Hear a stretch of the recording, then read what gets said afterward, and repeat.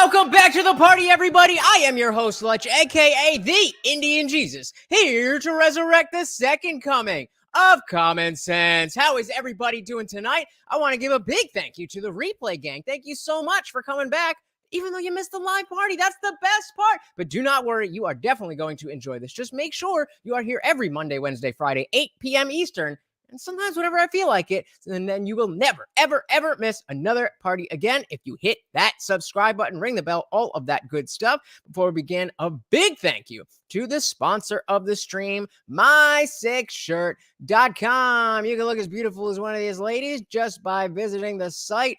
No guarantees. Whatever your persuasion, they got something for you. And of course, it is the only place to get your very own, the IndianJesus official merch, only at my6shirt.com. All right. Let's party. You guys know what's going on. You have heard the stories. You have heard all of it. But we are here to finally get the final word. We are finally here to get the final word on what is going on, who is right, who is wrong, who is dumb, who is in their feelings, who doesn't know about business. Let's dive into it. Hello? Hey, it's me. I have another deal that I want to run past you. 2 a.m. is too late for a call. Change my mind. Okay, whatever. I'll give you $70 million, but you have to get a tramp stamp of Daily Wire right in the sweet spot. I'm not going to do that. It's standard. Candace Owens got one. Michael Knowles did it. Jordan Peterson got one. Did Andrew Klavan do it? Who? He has a show on your network. He's the bald guy. He has a show? I thought that guy was in HR. I've been talking to him about all my problems. Well, I'm not getting a tramp stamp. Come on, even Ben Shapiro got one. Ben He can't be buried in a Jewish cemetery anymore. Well, I'm not doing it. Well, okay, but how about this? I'll give you $90 million, but you have to work for me for 20 years, and you don't get a day off, and you get a tramp stamp. Wait. I need to be able to take time off for my stand-up dates. Why do you need time off for your stand-up comedy? Well, in case I ever get funny enough for someone to book me. All right. We'll pay you $100 million. You can take time off for stand-up comedy, but we get to sell Crowder's razors. Don't you already have Jeremy's razors? Yeah, but your razors are different. They ain't for your face. No, I don't agree to any of this. You're in bed with big tech. I'm not in bed with big tech. We did go to dinner a few times, but that was it. Nothing happened. I don't believe you. I'm not going to let these big corporations tell me what I can and can't say. You tell them, All I care about is them. the conservative movement. Yeah, me too. That's the ticket. I don't want to dominate this platform and control the whole conservative voice. I only want to own you, Steven. Just you. And of course, that is a huge joke from the Babylon Bee. Very, very funny. All right, so I saw that and I had to play that for you guys. But serious for a moment. Steven Crowder was on Timcast on Monday, and they went through the whole thing. We've gotten, the original piece from Crowder. We got we got Jeremy coming out with his reading of the contract. Then Crowder responded to that. Then Candace was on Timcast last week on Friday. And then we had all of this. So this should be the end of this saga in terms of the drama. We know where everybody stands, or we will by the end of this. And we will know who is being ideologically driven, who's being driven by money, who doesn't really get it, where all of that stands, so that as this moves forward, whatever happens, we have a good background on what's going on. So I'm going to start with this one. I'm pretty sure we know what is good with Stop Big Con, but just in case, you guys know I love my context. Let's do it. As always, if you cannot hear the video, please do let me know. Let's jump into this first story. We have this stopbigcon.com. Yeah. Louder with Crowder, Stop Big Con, stay in Mug Club, or join a new, enter your email below. So let's get started and talk about from the beginning. Mm-hmm. Most people are familiar with the story. Yeah. I want to make sure as we get this started, I want to make sure there's important contextual understanding. People have asked why it's so important that, and why is everybody interested in the story? Why have we talked about it so much? Look at this lineup. Shout out to that lineup. First, I will say, I'm biased. I worked for big corporations. I've run my own company. I have this passion for how the media companies operate, how I operate my media company, my vision for the future. And I know so much about this. It's something I care about. When I hear about it, I'm just driven to want to understand more, talk about it, share these ideas. But it's more than just that. I just want to So that's that's an important starting point. That Timcast, the company that Tim Pool owns, is very much different from the way that the Daily Wire is structured. Daily Wire is a much more standard type of company, and obviously Timcast is just doing his thing. Hey, we got David Banner in the building. What is good? What is good? Says these dorks are so fragile. This fallout is hilarious. The only thing uniting these grifters is the vitriol they spew about libs. Well, I definitely disagree with that, but fair enough. Fair enough. Make sure that my bias is clear. It's that I, for one, have taken issue with the establishment media, the traditional media systems, how they operate with contracts. And so trying to build something different. Wire. I see what Crowder announced and what he's talking about, and I ideologically agree. So this conversation could change the shape of how media moves forward as the corporate media system is dying, firing people, laying people off, and an independent ecosystem is emerging with these networks. Which form is it going to take? It could go completely corporate, go completely independent. It could be a mix of both. But this is a conversation that is extremely important moving forward. So we're hanging out with Steven Crowder and Gerald, of course, to talk about all this. The business side more. I don't really take care of the finances as much. But what's the story here? What's the story? Well, first off, let me set something up off the bat. I want to make sure that everyone here knows. Like, I know that you guys. David, like I don't know how much you've already seen about this, or if especially if you're not in the conservative space and you're just like, hey, I don't like these guys, so I'm just enjoying the circus. That's fine, but it has nothing to do with doing well or not doing well. Just like in sports, you have a contract. He was with the Blaze, and that contract was over, and he can make more money elsewhere, and so that's what he's doing. Have made very clear that you're monetized on YouTube because you believe that you can fight against big tech by sort of operating to some degree within the rules, but you've been very transparent about it. And so I don't want you to think that that is at all the same as what I have a problem with. And I mean, we can go back to a few things. Look, it really comes down to what's right. It really comes down to what the truth is. And this is something that's been a long time coming. Gerald actually came on as CEO because we're being batted around so long. So that's Crowder's starting point, is that it's about the principle. This is years and years in the making. I get the point with corporate media. The issue that I have with many in the conservative side of this sphere is the fundamental misleading and dishonesty. That's what I have a problem with. And you see that here as a story took place. Kind of it started right where we released this video. We didn't, and it was just by design, didn't name names because there could be a litany of contracts that are similar to this. A lot of them are often verbal offers. We mentioned it could have been Fox News for all anyone knew, and they're the corporate monolith. And again, that was my first thought, but that's because I'm a moron. Apparently, everybody else in the world knew it was Daily Wire. 4 or 5. I would say we have 4 or 5 offers, and then there are other investors who come into the space who just want to dump in a whole bunch of money. Daily Wire here outed themselves, and I understand that people are saying, well, people knew who it was. Well, that's because some of the people who were under those contracts said, yeah, I recognize those contracts. And Candace said on this show, I recognize the terms from my contract. Here's the Hey, we got Divine and Rod in the building. What is good? What is good, brother? Glad to see you. Glad you are here. We are getting the final word on this and hopefully putting it behind us. Because unlike the liberals, we're not all about the drama. We just want to know what's going on. So if Crowder's over here lying, then I don't want to be listening to Crowder anymore. And if Daily Wire's over here being shady, I don't want to, mess with them anymore either. So that's really what we're, I enjoy both of their content. But I need to know if I'm being bullshitted. The fact is that I'm quite confident in a lot of my positions, but that's only based on the strength of the trust I have in people like Crowder and those of the Daily Wire. So if they are breaking that trust, then I don't really know what the hell is going on anymore. And that's not good for somebody in my position. Welcome, brother. Welcome. Penalizing conservatives, and I believe this to my absolute core, penalizing conservatives on behalf of big tech while taking money from people who are paying you, investing in you to fight big tech. That is what they're investing in. That is what Mug Club is investing in. That's what subscribers are investing in. While simultaneously penalizing conservatives is fundamentally wrong. I had that conversation and said, look, just please give me your word. You're not going to be doing this with other people who, as you well know, when you start this industry, don't know better. Immediately after that, right, the conversation was, Crowder is making a big deal as a dick about money, right? Basketball money. $50 million a year was the implication, which is not true. Right. So again, what I want to do here is to show you guys what it is that they are thinking of their own positions. So sometimes I'll say Crowder thinks this, that, and the other. That may be completely untrue. I may not even think that that is the case. What I'm trying to do is get everybody on the same page of understanding why this happened. This person was thinking this, even though so on and so forth. So a lot of people were talking about money. And again, in Steven's mind, it's not about the money. It's about the movement. It's about how these ideas are going to be perpetuated throughout society, and that cannot happen if the biggest name in conservative news is, in his words, working on behalf of big tech and going to penalize you for the same things that YouTube and Google will. People aren't saying that now. That's not what people have a problem with. What people have a problem with, I understand, is the idea of a phone call. And now the narrative has shifted to betrayal of a friend. That's what people want to say. I say less strong. I say this is something that I've watched, experienced for years. Tried to give every possible out to do the right thing. And have tried to do the right thing in the way that we run our own business.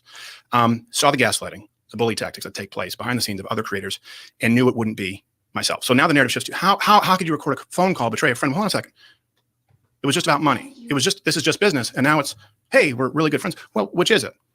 And that was something that all of us were asking of Crowder. Well, are you friends, or are you recording it because it's a business phone call? And until the last half of what we're going to get, the real bombshell of what Daily Wire was doing for years to louder with Crowder and that crew, I agree 100%. We were watching some of this in Discord the other day, and I was like, yo, Crowder sounds like a commie. What is going on? But then I finally finished the episode. We got the members segment. I don't know how much of it we're going to actually get to see. We got the members segment up as well. And it just gives a lot more. There's a lot more to the situation. And exactly. I love it. We got somebody with semantic obfuscation. We got somebody talking about the conversation, not winning the argument. I love it. You guys are doing me proud. I mean, you kind of have to pick a lane, right? Are we good friends? Or are you sending out a boilerplate contract that you demand of everybody, according to what they say? They have 110% penalties on behalf of big tech. And the issue with that is that it's dishonest. The tactic of the... So there, now we're getting the question of, does Crowder actually think that he would be in the position where he has to pay the Daily Wire? Or did he not understand the contract? In the sense that that's not what it was. Now I'm not gonna, we went the Jeremy Boring video is up. So if you want to go through the term sheet line by line, that is what he does. And at no point would Crowder in any situation be forced to pay the Daily Wire. In fact, he can get completely banned and not be able to make a cent from any of his content, and he would still get paid under the contract that Daily Wire sent him over, which was, again, just a term sheet, just a starter, and something that he could have redlined and negotiated with. The left. It's a tactic, the same kind of tactic that you see from the left, the gaslighting, where let me ask you this. Real quick. Yeah. I just want to clarify. You said 110% penalty? Yeah, you can see the contract right there. If you add them all up. So because there's boycott penalty. Or what? Yeah. It's a fair point. Yeah. And this is the issue. I made it clear it wasn't about me. It's about other people. It's about this being the fundamental practice. And by the way, it's not just... Again, there it is. That is his... that's where he's coming from. And another thing I heard about this episode was that Tim didn't push back and Luke was the star of the show and all of that. Tim is not the kind of guy who is going to have a very contentious show from the start. And look at anybody who you wanted the tough questions to be asked. You go into the studio, they have a conversation, and if things come up, then sure, Tim will push back. But the idea of this show is not to have debates and not to have arguments, but to have conversations and to understand each other. And so that is why I am very much happy that we were able to see that everything that Crowder was saying, because Tim was not in a position to be like, well, what about this? What about that? What about that? Everybody else can do that. Everybody else can do that. This is the place for Crowder to just say what he wants to say. Daily Wire, to be clear, this happens in this incestuous sphere across the board. What would you do? This is my question. Real quick, let me ask. My concern is if people aren't familiar with the total context, you leave the blaze, some likes up or in the process of you're fielding offers, you receive a contract, a term sheet, not a contract, which people are semantically a predecessor to a contract, but which is basically the terms they're offering for a contract. Right. See, Chester. Some people have argued, but the point is, they basically said you will be penalized 25% if you get a strike. No, if you're demonetized. If you're demonetized. Then another 20% if there's a strike. Then another 20%, I don't remember the numbers for Facebook, for Spotify, but there's also another penalty if your sponsors get boycotted. There's also another penalty if you don't agree to 10%, if you deny 10% of the sponsors, which is probably like you, we probably accept. I agree with you, David, but the problem is that this is only a real insult. And I mean, you're allowed to have whatever opinion you want, but this is only a real attack if there is people who are not doing this. This is what political conversation is, that you have your own ideas and you color the things you do. And there's a thin line between being wrong, being biased, and being dishonest. And so I do think there is a lot of times, specifically that we're about to see right now, where Crowder is dishonest. I completely agree with you. That still, in my opinion, doesn't change that under the assumptions he is operating. I don't think that makes him as wrong as I thought he was even 48 hours ago. So I definitely agree with you. 1 out of 5 sponsors. But let me just kind of go through this timeline really quickly. For people who are trying to understand what's going on, it's basically... Can I get 2 more likes, guys? Just 2.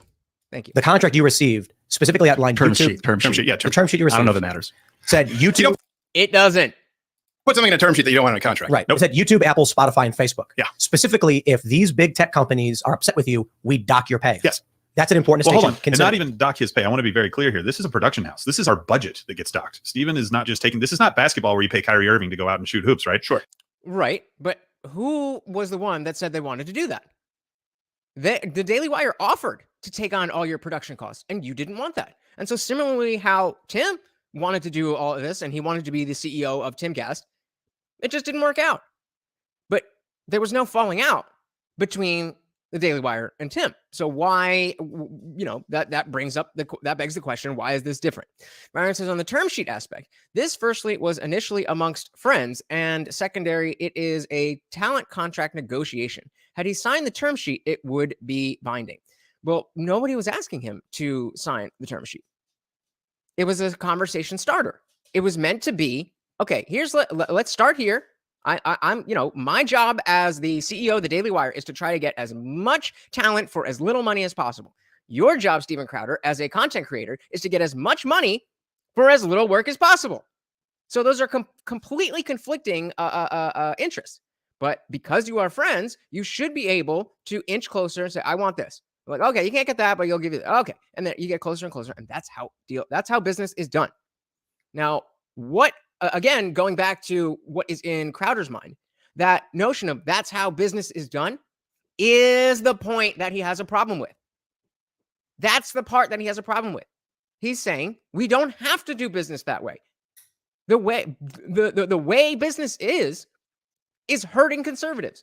That is his perspective. I don't disagree, but that again, I'm trying to get us all on the same page.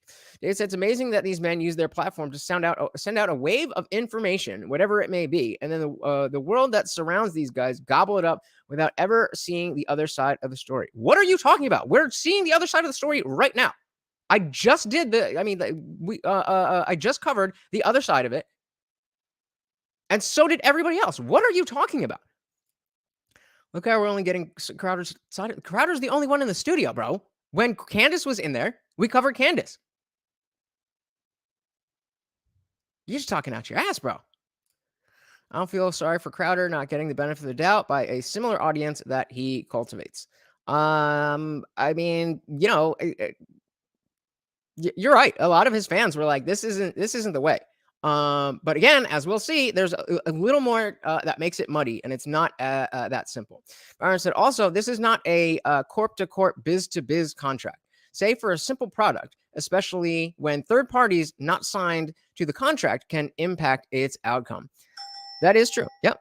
I'm saying that in the Now, I mean, but this part is just not true. Like, we're focusing on Crowder's part right now because we can only focus on one thing at a time. I can't cover Candace and Brett and Ben and Michael and Jeremy, and I can't cover them all in one show. So, I got to do one at a time. I'm amazing, but I can only do so much. You're paying an entire team of people to produce. Before we get to like the finance, yeah, let's go to the time. Let me ask you this.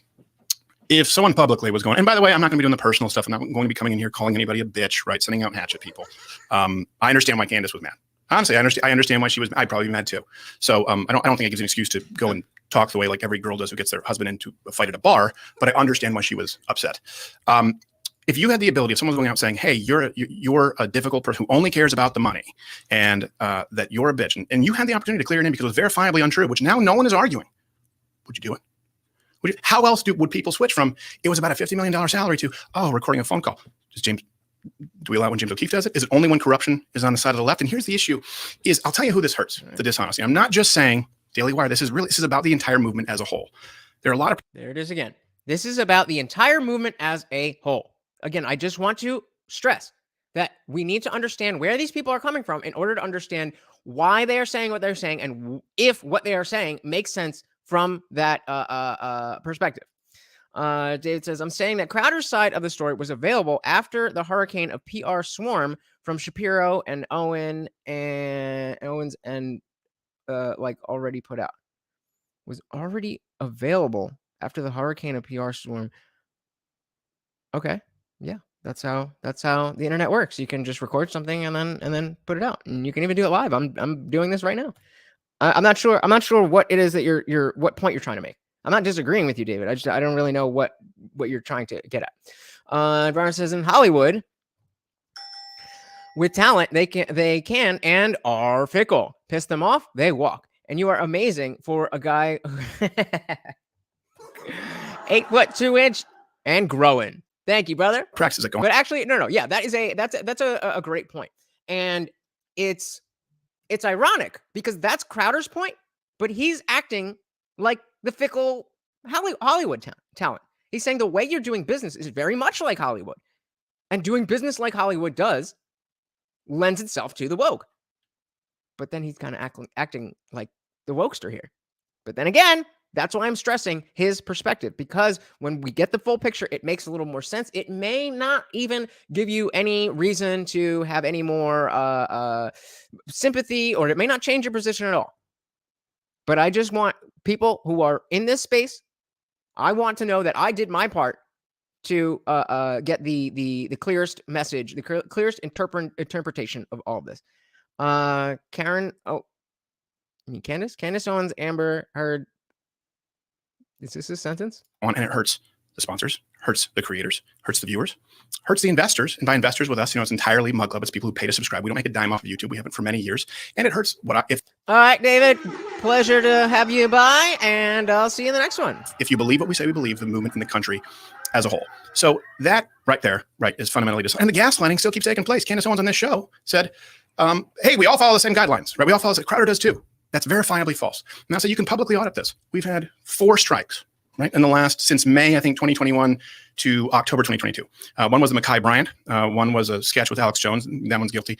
One was that's charged. One was him quoting the CDC. I'm glad you're staying, brother.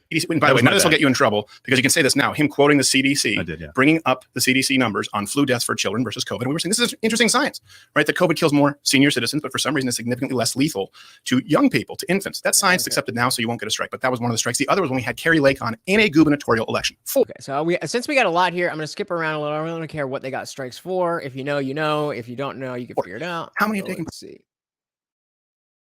To be suspended. If they follow these, Crowder's a little bit more of a rebel. You know what? He's been banned through punitive practice. We demand that all of our creators. Darren said, as of his 50-minute videos, we demand of all of our creators follow these rules that YouTube and Facebook set through punitive practices in mandating of our creators to do so. And Crowder's a little bit more of a guys. Really, just one more like. I asked for 2 likes. I got 1. Really? Can I just get 1 more like? Come on, I'll put all this together. Rebel. You know what? He's been banned for 4 times. And that's not the same kind of, that's not a problem. The problem is saying that we all follow the same rules because so that's all publicly verifiable. Now I could tell you guys that behind the scenes, had many conversations with senior YouTube executives who say, we might be able to get you remonetized if you kind of play ball like these got Daily Wire and insert other people here. I could tell you that, but would you believe me? I would have to provide receipts. I could tell you that takes place. That hurts the creators out there who they end up, hitting a glass ceiling that is set the sandbox that is mandated their creators. The same thing happens with sponsors. Let me ask you real quick. What does that mean, play ball? I like Divine Rod. I just I don't know if it's shown you. We don't have a moderator here, so I just gave you mod privileges. Says, I think Tim's job in this interview was great, and his sidekick was incredible as well. On the nose. The fact that Luke was there to be the one asking the tough questions allowed Tim to sit back a little bit. Thank you for the likes, guys. It allowed Tim to sit back a little and let him speak, let Crowder speak, so that Luke could then come in and be like, okay, well, what about the NDA? What about this? What about that? It's Crowder's Crowder's a little bit more of a rebel. in what, his lazy baiting tactics? Yes, exactly. That's exactly what he means. And it's stuff like, I mean, I'm sure they're going to go over it, but you have to understand why this goddamn thing is supposed to be the top webcam in the whole thing. You'll see that ideologically, I think Tim has a much better business mind than Steven Crowder. But ideologically, how they think things should go, how they think business should run, how they think all of this should work is a lot closer to each other than either of them being in line with Daily Wire. Obviously, you're paraphrasing, but yeah, paraphrasing.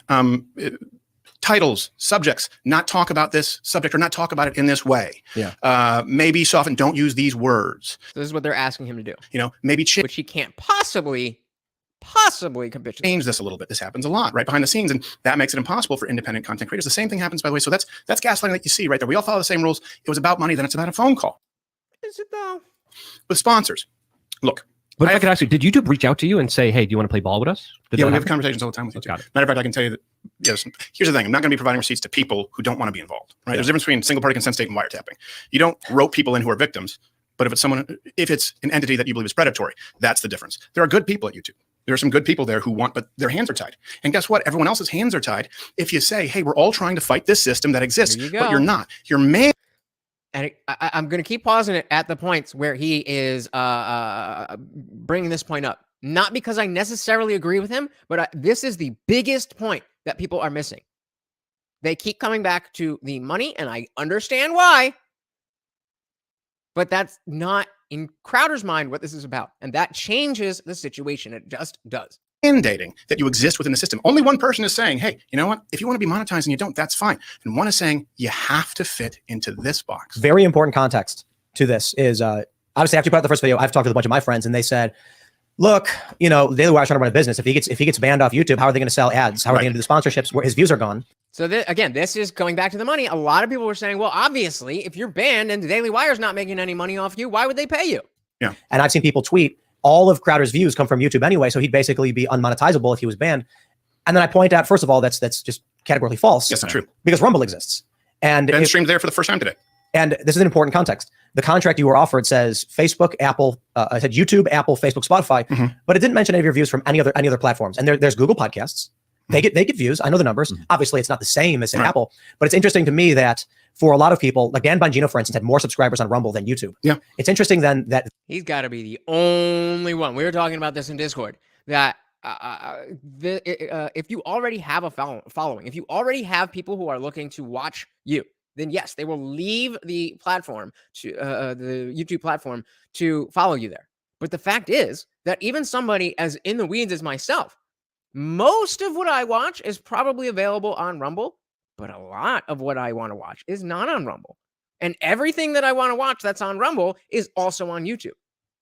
So it makes sense for me to and anybody else to stay on YouTube because that's where the eyes are. That's where the eyes are.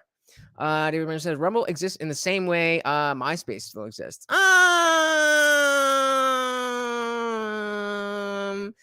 Maybe. What do you mean by that? What do you mean by that? Their attitude is, if you're banned from YouTube, it's a 20% fee reduction, which you mentioned includes your staff 25. salary. 25. And then 25 for and then another 20. So right there, if you get demonetized, which means zero money, and you're only docked 25%, doesn't that mean you still get 75% of the money that you were owed, but you aren't making them any money? It's 45. In other words, for us, right off the bat. And this is the thing. I said, like, is this an accident? Like, you know, in other words, okay, we're good. Well, let me friends, but hold on a second. Does anyone here have a problem? Do you not believe me when I say we haven't been monetized on YouTube for 3 years? You all know that, right? Of course. Literally, and we're not that close. 0 days, or did you have? So what happened is we were demonetized. How many years ago? Then someone accidentally demonetized us for like 4 months, and then demonetized. We were like, yeah, and then demonetized again. We're like, what happened? And they're like, yeah, actually, no, sorry, you're demonetized again. I was like, well, skunked again. So what did we do to get monetized, basically? But of course, they get an answer, right? I want to make sure this point is made clear for everybody because this is a very important part of the argument. So before he goes there, David said Rumble exists in the same way MySpace still exists. I mean, it's clearly never going to be the premier platform, and people are not going to sign up for another website account when they can do the same on Facebook or Twitter or to some extent YouTube. I think I can agree with that. You threw me off with the MySpace thing because MySpace was the only thing until other stuff came and replaced it, whereas YouTube was already around, and then Rumble came along afterwards. So I was a little confused by that, but sure. When I heard it, if the point is you can't sell ads or build an audience because YouTube banned you and that's it, but you're getting 85% or more views on Rumble, the question is, why no penalty for getting banned from Rumble?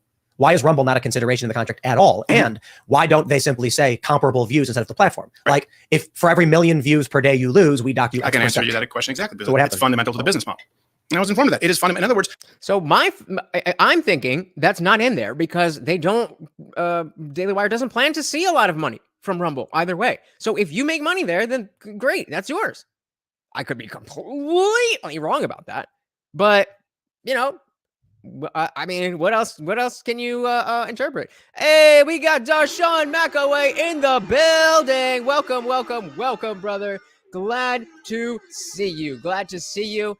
Yeah, big timer. I don't know if y'all noticed, but we did hit 1,000 subscribers. So thank you to each and every one of you. We are, I'm not monetized yet. I don't know exactly what the process is, but we are going to have a monetization party as soon as I get that done. So thank you, Darshawn. Feel free to drop the link to your channel. He is also, he's already monetized, doing his thing, live streams almost every day, if not every day, right?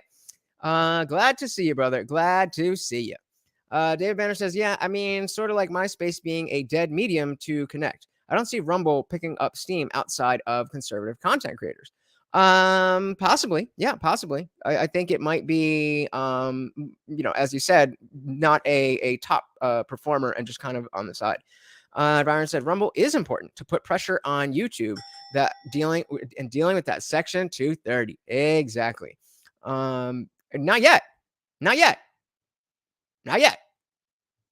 Hold your horses. You got a crystal ball? We would have said the same thing about Facebook and MySpace. When MySpace top 8 was rocking and you were on Funky Chickens doing HTML and putting your favorite song and updating it every week, you're like, Facebook, this plain white text only thing, this is never gonna put pressure on them. And what happened?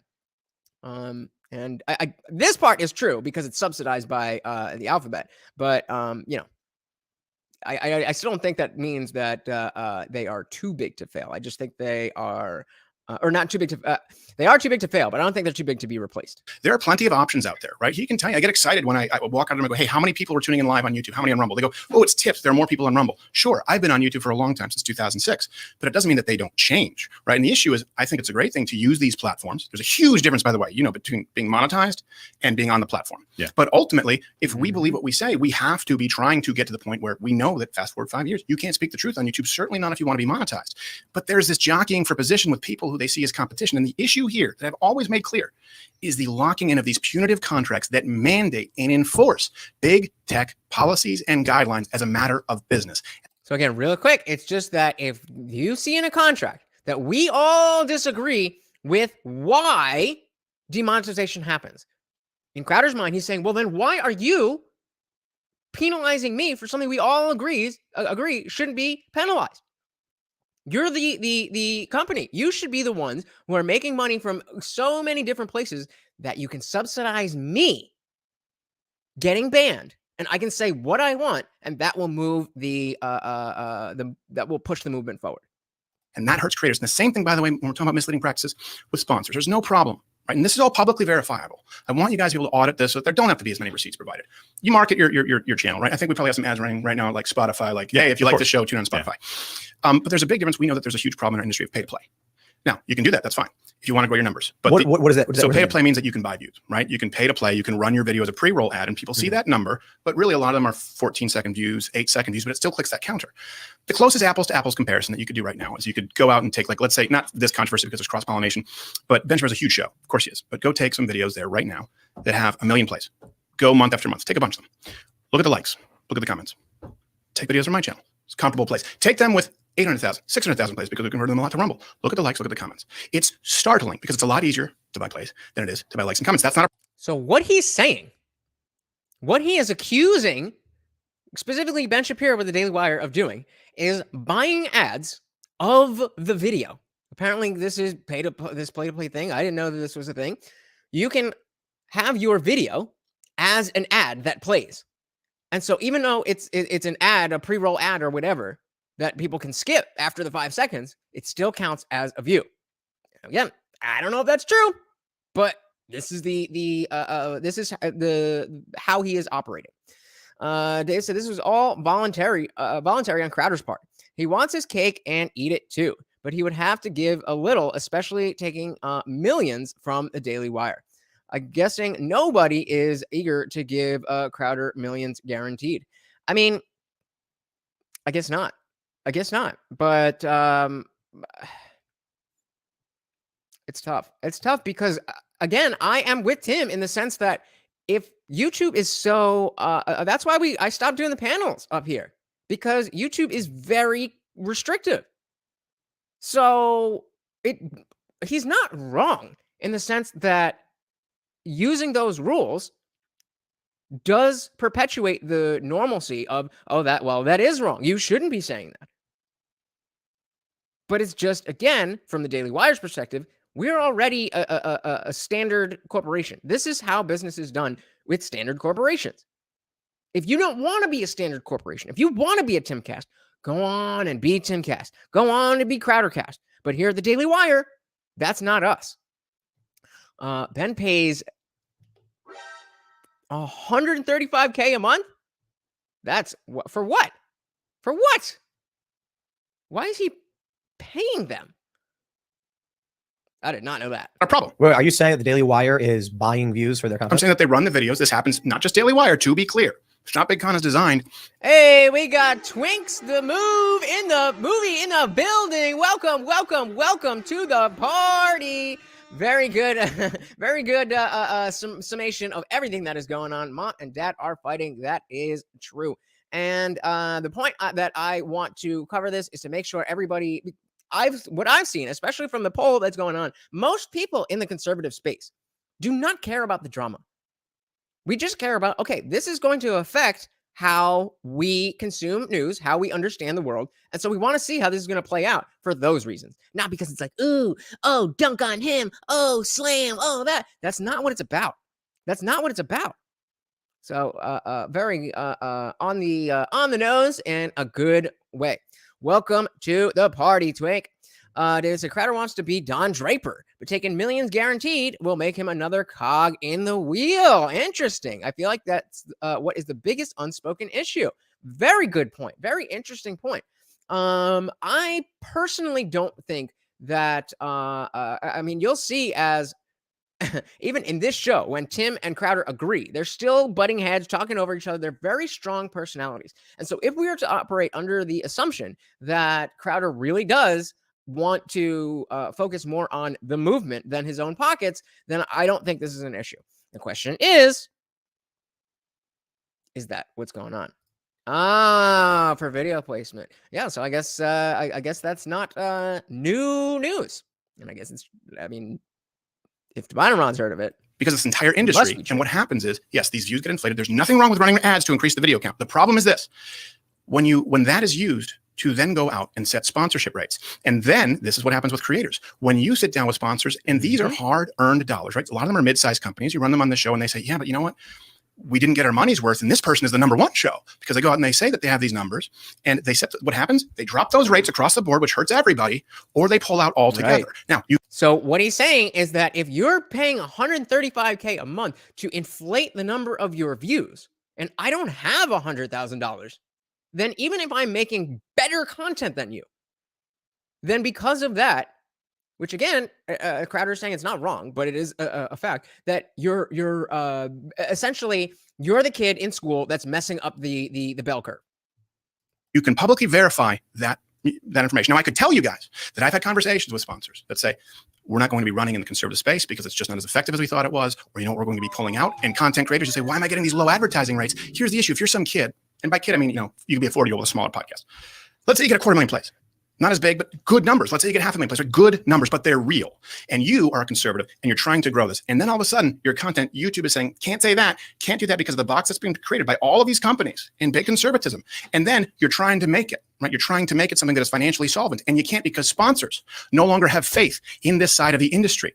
That is something that hurts those creators. And this is something. And I am one of those creators, even though I'm not, a staunch conservative. I'm not super Republican. I do, by the virtue of how crazy the left has gotten, I am in this space. So that is why my own personal bias has to do with the first thing I saw was Crowder's original video when we had no idea who was behind or I had no idea who was behind the term sheet. Apparently everybody else did. And he's saying, look, this big company is trying to screw you over. Never sign one of these. I'm looking out for you. And so that's where I came. That's how I came into this. And me and Chester had a long argument about all of this stuff because I hadn't yet seen the Jeremy Boring video and what was actually in the term sheet. So it's really going back and forth, and that's why I just want to cover this, get the last word, make sure we have everything on the table, so that as we move forward, we don't necessarily have to break down every little thing. We'll have an idea of where we stand, and if this happens, then clearly that was bullshit. If this happens, well, clearly he was telling the truth. Hey, we got Indie Film in the building. What is good? What is good? What is good? Says gets it's no smoking at Timcast. Poor Steven has to hold a marker. I did not even notice that. That is funny. Welcome to the party, brother. Welcome, welcome, welcome. Dave said, what side of the industry? Come on, bro. Like, why would you be a conservative grifter? What they're talking about is how little money there is in conservative media. You would have to be really, really, really, really dumb to be a grifter when you already believe the stuff that's going to make you more money. That's the dumbest thing I've heard in this entire space. That's such an easy thing to hawk at anybody. Oh, what a grifter. Why the fuck would you grift for the right? You're not going to make any money doing that. So welcome, Lee. Welcome, welcome, welcome to the party. So I have a hard time believing Ben pays Facebook that much a month. Where is this coming from? That doesn't make sense to me. Yeah, it doesn't make sense to me either, but we're getting a lot of reports, and as well as the fact that Crowder just said it. Nobody pushed back against it. Nobody from the Daily Wire pushed back against it. So, I mean, again, I'm just here breaking down these conversations. So the creators are hurt, the sponsors are hurt, the viewers are hurt because I just want to finish this one, and then any questions you have. The viewers are hurt because they feel isolated. They feel like their views are not represented, right? They go, hold on a second, I'm conservative. Why are none of the top people saying whatever it is? So this is, again, another piece that really changed my mind a little bit. That if you're a paying member of the Daily Wire, and they're not allowing people to speak the values that they supposedly represent, it can be disheartening. Now, I think to a caveat with that, that is why the paywall exists. That is why the paywall exists.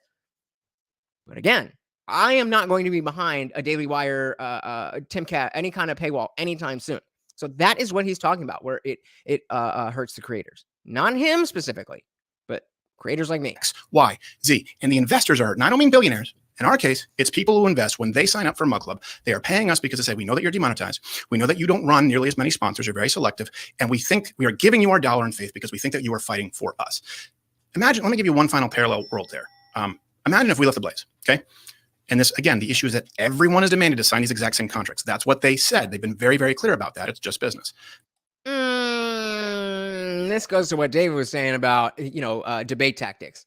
They said that it's a boilerplate thing, but it is absolutely not what everybody has signed, as we heard from Brett Cooper, as we heard from Candace Owens. Imagine if Mug Club leaves the blaze. And let's say we come back 2-3 months, okay? And we come back, and all of a sudden, I don't talk about vaccines in the way that I used to. All of a sudden, I don't talk about election integrity like I used to. All of a sudden, I don't host Carrie Lake in the same way that I used to, or host her at all. And all of a sudden, all the parodies, the sketches, the sweeping epic, like a parody of Saving Private Ryan, or There Will Be Blood, or Schindler's List, whatever it is. You don't see any, change my minds. You don't see any of those anymore, but you see 4 or 5 libraries. I'd be the definition of a sellout. And I would be selling out the people who paid for something different. Only one group of people here is saying, you have to fit into this box. I'm saying, you got to let some people let the freak flag fly. I don't care if you want to be monetized or not. Don't lock people and punish them on behalf of big tech when you claim that you are fighting them. And it is everywhere.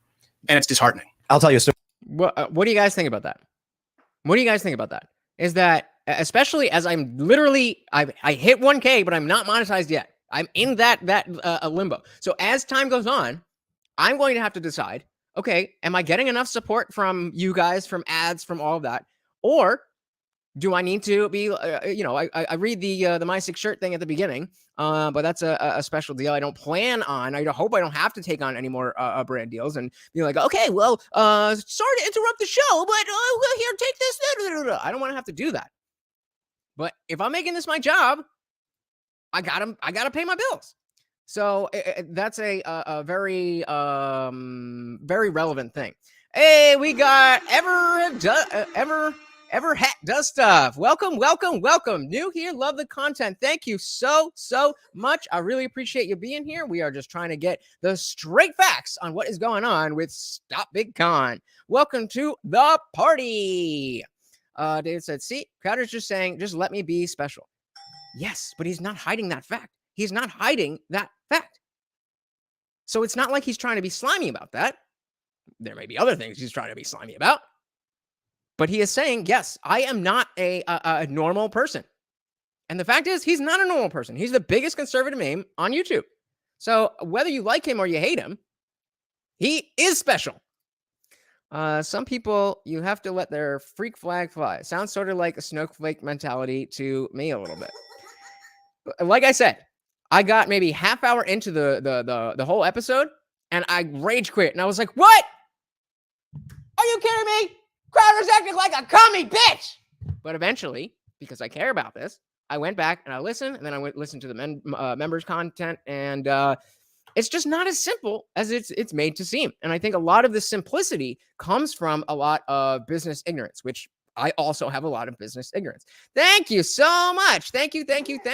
I really do appreciate that. I worked very hard, and I want to thank all of you guys who, continue to come back, hit that subscribe button, support me, be in the chat, hang out with me. All of that stuff makes this worth it, and it is awesome. But enough of me. Let's get back into it. Story. I think the people who have watched my content consistently know about this. It was called some refer to it as ad rights sales, ad rights buying.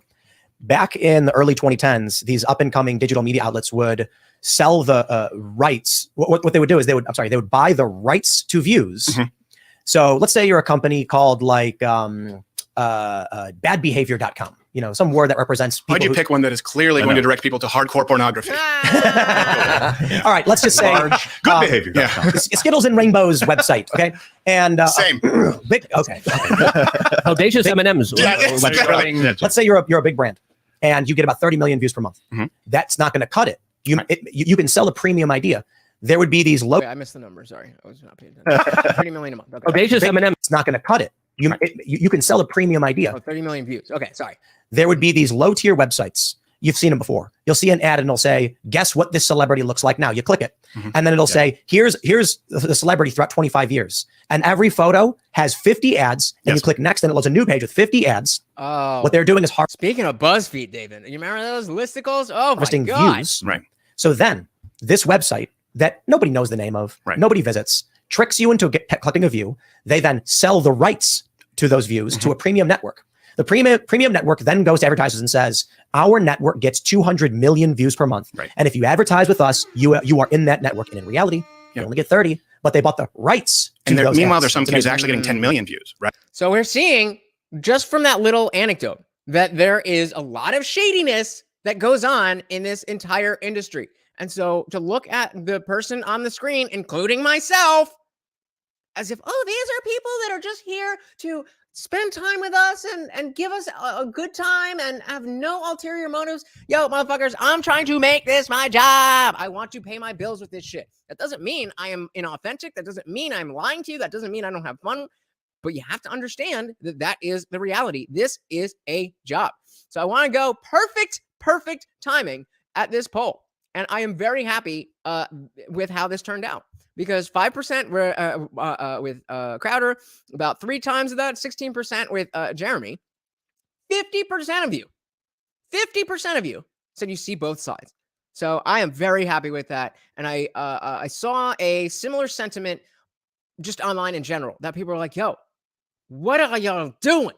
Get this figured out and get back to business. There's leftists out here. There's drag queens in schools. There's that type of mentality. So I'm very happy with that. You guys are dope. Right? Meanwhile, there's some kid, and he doesn't get the same advertiser rates because he gets burned. And then those kids drop out. Does anyone ever wonder why the burnout rate is so high in this industry? There's so many good people. I mean, you can go back to when I was on PJTV in 2009. People who I worked with, good, solid people who, by the way, had skin in the game, who had a lot to lose. And you'll never hear from them again because they just go, I'm out. They get disenfranchised. They get disenchanted. And that's the issue. Look, it doesn't affect me. I'll be fine either way. But we've always talked about building a bench. And I've always talked about wanting to be able to pass the torch. It's not possible to do this way.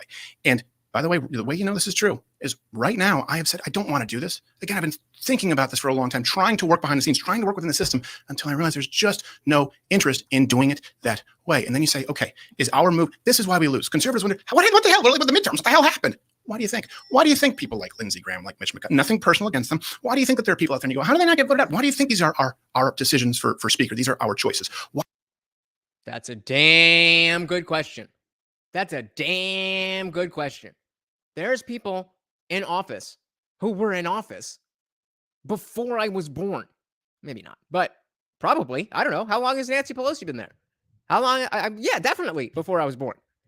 It's just he's making a good point, and it comes back to this original notion that this is not the way that business needs to be done. I understand that you are doing business as usual. What he is saying is that is not how it needs to be done. Baron said there's a lot more money on the table than anyone anticipated. Oh yeah. Why do you think you constantly lose? Because the people who really do want to be the vanguard at the cutting edge, they burn out and they leave because they can't compete against it. And that's the issue. I got to tell you, man, I make this point all the time where I just say, for all the people who are claiming I'm a grifter or I only want money and that I don't really believe the things I'm fighting for, I'm like, it would be so much easier to sell everything, shut it all down, and just buy some properties, rent what a grifter, them out, and not have to worry about any of this. Take money and shut up. Yeah. Right? Take money and shut up. But it's not about what's easy. Yeah. It's about what matters. Yeah. And by the way, we want you guys to make money. We want every conservative in this space to run a profitable business. That's what I run. I own a wine business. We want people to. Yeah, exactly. Wait, what? You can't answer that quiz? I'm assuming you said you can answer that, but exactly. I was born in 89. So there's people who are in government, namely the president. I mean, granted, he's a Democrat, but there's people who have been around for way too long. And now you see again, whether you like the Daily Wire, whether you like Crowder, whether you like Marjorie Taylor Greene or Matt Gaetz or any of these people, there is a new version of people in Washington that's different. I like to separate the words conservative and Republican. They are, not too much different, and we were talking about labels and how they're, not very useful. But I see such a huge difference between the Republican Party, the GOP, and your average conservative voter that what he is talking about is exactly what that difference or how that difference manifests. Make as much money as humanly possible, but do it honestly. And just be honest with people about how you're going to spend that money as well. Well, there's the issue too. We're talking about honesty. Is it just friends or is it just business? You kind of have to pick one. Is it a lash out or is it premeditated? You kind of have to pick one. Thanks for watching this clip. All right. So that's his basic setup. So they go back into the main bombshell. And this, if anything, is going to change the context in the sense that everybody is looking at Crowder for playing both sides, semantically obfuscating the business or friends, or are we friends? Is it business? What is it? It's funny because this is right after where we stopped watching, where I rage quit and called Crowder a commie. Let me know what you think. From the Timcast IRL podcast. Sorry, I want to look at this email that you've shown me. Yeah. The Daily Wire tried poaching one of your employees, and what would make this significant is if this happened after your negotiations. Okay, so after you're talking, it's not the first time that this has happened. But real quick, after you were talking with the Daily Wire about potentially doing a deal, they reach out to your employees, and I'm looking at the email right here saying that they came across the social media manager. Hey, they got a great opportunity. Join the new counterculture. It says they emailed your staff and said, "Come work for us instead." Right. That does not sound like something a friend would do. No, and the only reason I'm showing you that is I'm not going to be showing receipts from third parties who are blameless victims. Right? Gary said you can show that. He came right to me and said, hey, look, this came up. I said, hey, they'll probably offer you more money, and I'll write you a letter of recommendation. He said, no, I know you guys want to be monetized. And the issue that took place in the conversation, it might even be the one that you saw where I said, like, they're like, well, we do have a social media department. So I got, we could do it here. That was the one thing that we talked about maybe splitting, I think, at some point. And I said, I have Gary, and he's awesome. So he was named. How long after you did that call about the term sheet did they send this email? I don't know the day. I know it was definitely after the talks completely fell through. So you probably have the time about what happened is. So what's going on here is, I am not a business guy. So I'm at the behest of anybody who is in the space, who has done deals because they're a big YouTuber, or somebody who has done business elsewhere in their life. But I don't know the etiquette on poaching employees. But it sounds like if this is this is something that's happening multiple times over the course of years, then it's like, okay, well, I guess we're friendly, but we're not friends. That's not something friends do. I don't know. What do you guys think about that? Because that's a huge thing to me. If that's just, again, normal business, then that is not the same thing, in my opinion, as playing a recorded phone call. But I don't know.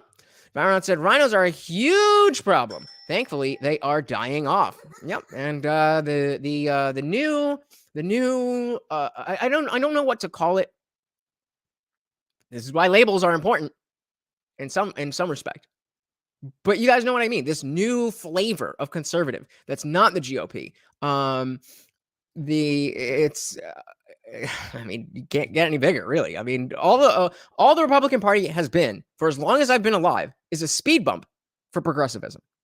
And Sean's saying that this hawkish behavior, or this behavior, is in fact hawkish. So wait for it. StreamYard. I see the comment on YouTube. There we go. Sir. No, I've got receipts.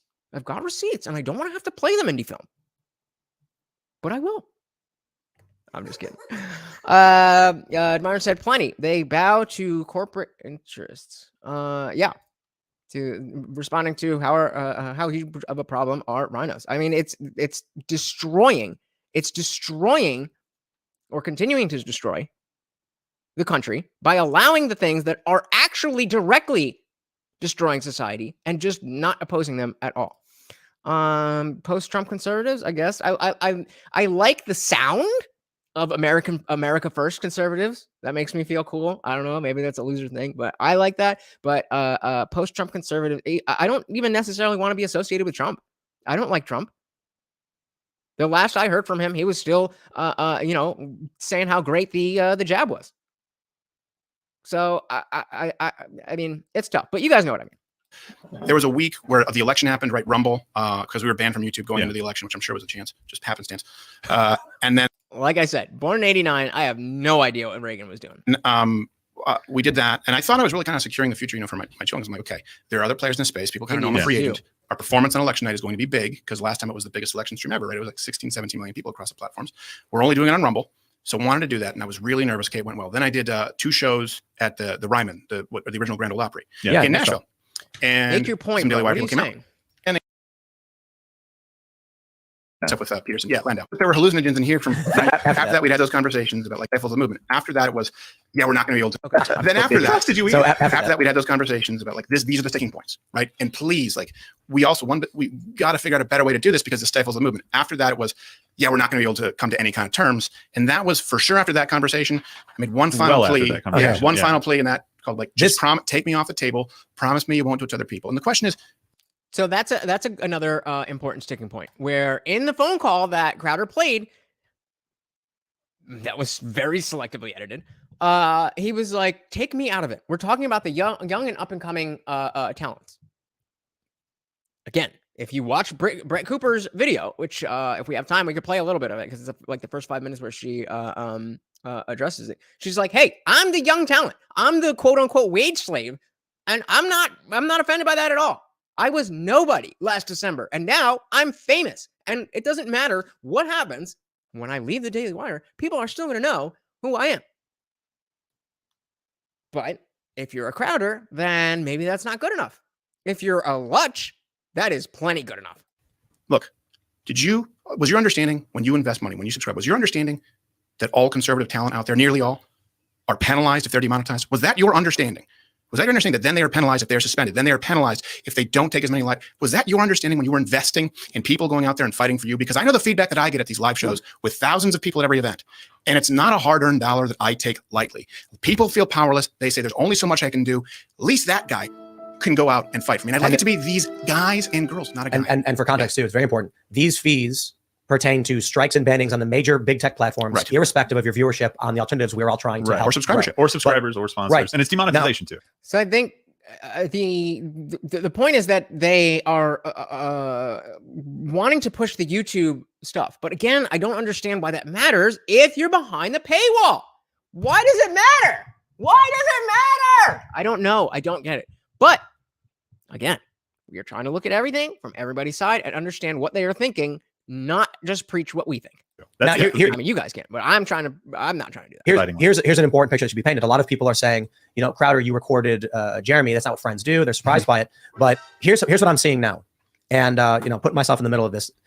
You're always in the middle of it. Of course, that's what I do, right? So what he's looking at, what Tim is looking at, Crowder printed out the email from one instance. I guess nobody likes this poll, huh? One instance of something that he claims has happened over and over and over and over again of this poaching. And it came from a brain fart. It came from a conversation where he was talking to Jeremy or somebody at the Daily Wire and was talking about how his social media manager is so great. Yeah, Gary's awesome. And then Gary gets an email saying, hey, you want to come work for the Daily Wire? We'll pay you a little bit more. We'll treat you a little bit better. And again, if that's not kosher, then that's not kosher. So when it comes to the recording of the phone call and the playing of the phone call, then you can't call, hey, we're friends, because you've been doing hawkish business stuff all along, which is fine, but then it's just business. But look, you go to the Daily Wire. Phil, no, your term sheet. Okay. You go to the Daily Wire. They say, here's a term sheet. You go, whoa, this is crazy. Right. Hey, you can't do this. The Daily Wire then says, all of a sudden, not also, but a few months later, Crowder registers StopBitCon. Then he calls and secretly records Jeremy. He was setting us up. This email right here paints a different picture in that you talked with the Daily Wire and said, here's our issue. Here's what we can't do. And they said, okay. And then sometime later, they try. No, they said, if that's the issue, this is our business model and you don't know business. But then they try and poach one of your employees, one of your. And that could be an accident, but it's not the first time. Yeah. Well, but you said you didn't mention him by name. And Gary, employee poaching is considered vulture-ish as it is, but it is business. And by the way, there's a huge difference between employees reaching out to you in a company and you fielding available, which happens, versus going to someone who is clearly not available, who was mentioned by name, saying this guy is awesome. And Gary's hilarious because he's Russian. He was born and raised in Russia until he was 13, but he seems totally American, no accent. But then occasionally you realize like he'll say something out of context, like I can kill two birds and get stoned or something. That's me. But I'm Polish. So were you raised in Poland? Yes. Okay, so there you go. No one would guess. So those first few years, did you have those disconnects where people are like, "Are you not?" And you're like, "I don't understand what." First few years, he still does it. I still do it all the time. Yeah, all the time. But look, this is the point I'm trying to make. The picture painted so far was that you all of a sudden set this plan to get the Daily Wire, and they were blindsided by it. But it actually seems like now there's a bit of a back and forth in that you said, "Hey guys, I don't like this." Then they say, well, that's business. Then they try to poach one of your employees. Then you're like, okay, this is, it sounds like it's been going. So there was a back and forth. It wasn't just that Crowder saw the term sheet and was like, you're going to penalize people for getting demonetized on a platform that we all agree shouldn't be demonetizing people. You're a big company. You should be able to take the hit and move everything forward. I don't know. Dave says, I don't consider that way out of line that a huge conservative media company would want an employee with experience within the industry. Neither do I, but they picked up Brett Cooper, who had zero experience in the industry. So not really sure what you're getting at there. Byron said the bureaucracy system in DC needs to go and has been embedded for decades. The framers of our beloved country never thought we would hand over our rights to an autonomous zone of asshats. Facts. And so that is why I have a level of sympathy, even if Crowder is really wrong about how he's going about this. I have the sympathy that DC is not going well. The GOP is not going well. And the left is Wild. But they're very effective. And so that's where I am sympathetic. But as you see, I don't like how he is going about it. So yeah, if we have any business questions, I am not going to know too much, but DMAC here is a seasoned businessman, so he will definitely be able to help us out. David says, like, it's not some huge slight that they would want to hire someone that has worked for Crowder. No, but if I'm saying, look, this person is really helping my operation.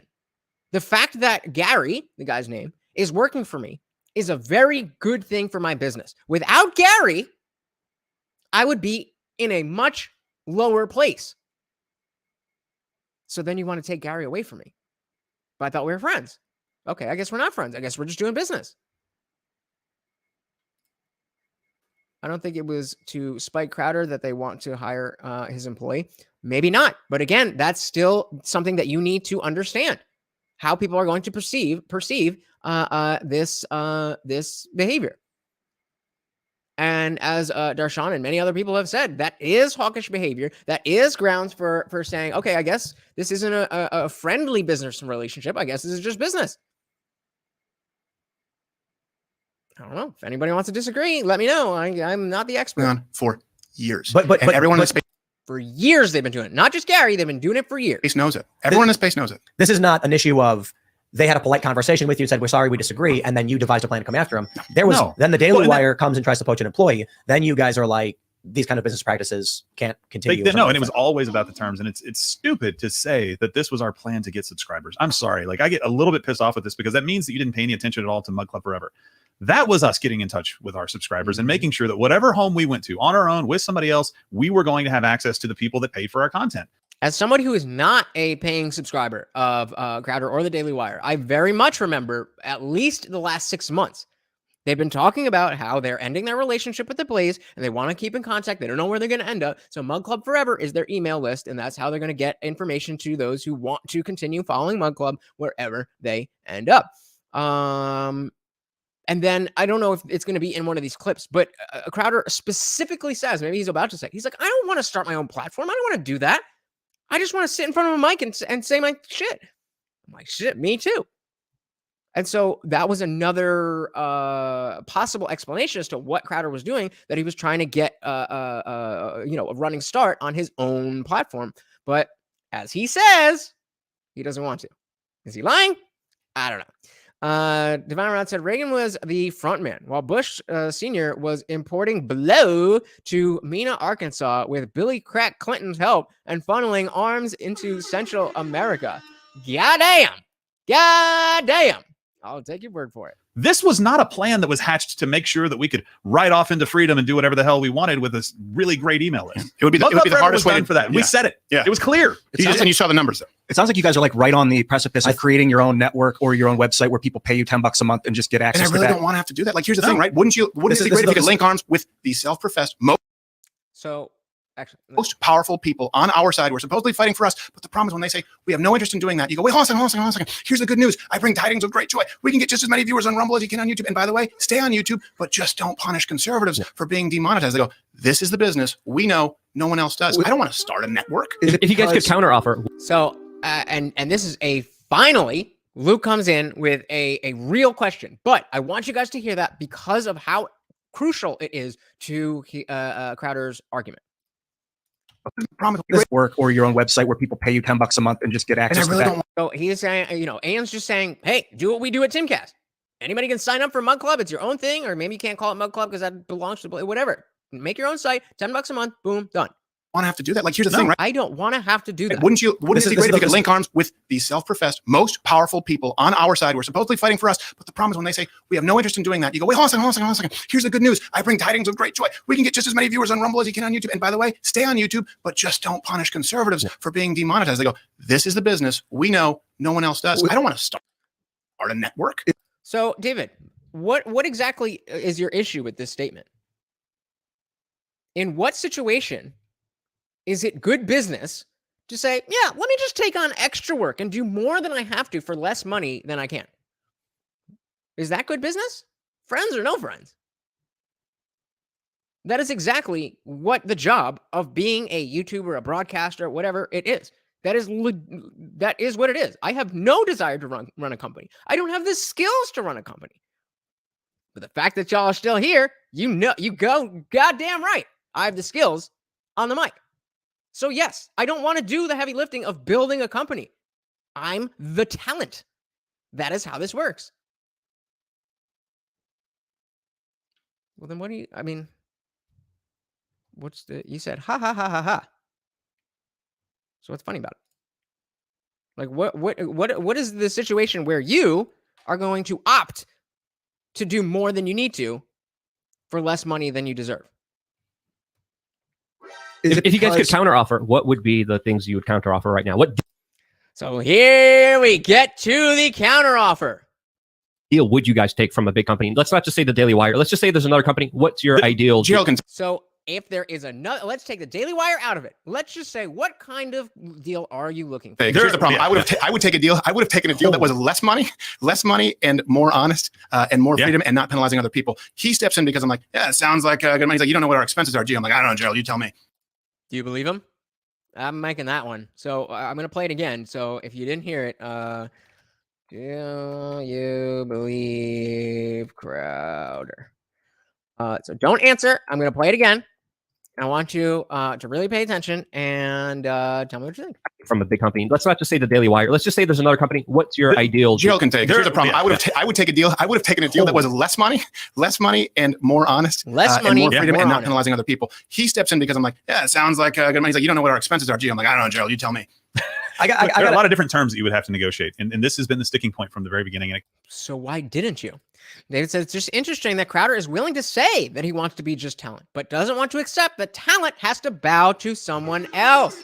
That is, again, I need a better term for on the nose. I say on the nose too much, but I've been saying, never mind. But you're 100% correct. You're 100% correct. If you want to be just the talent, then absolutely, there's other people who are setting the shit up that allow you to do that. And you have to accept that. If you don't want to be a Tim Pool and make the whole thing yourself, then you have to bow to somebody else. That was funny to me.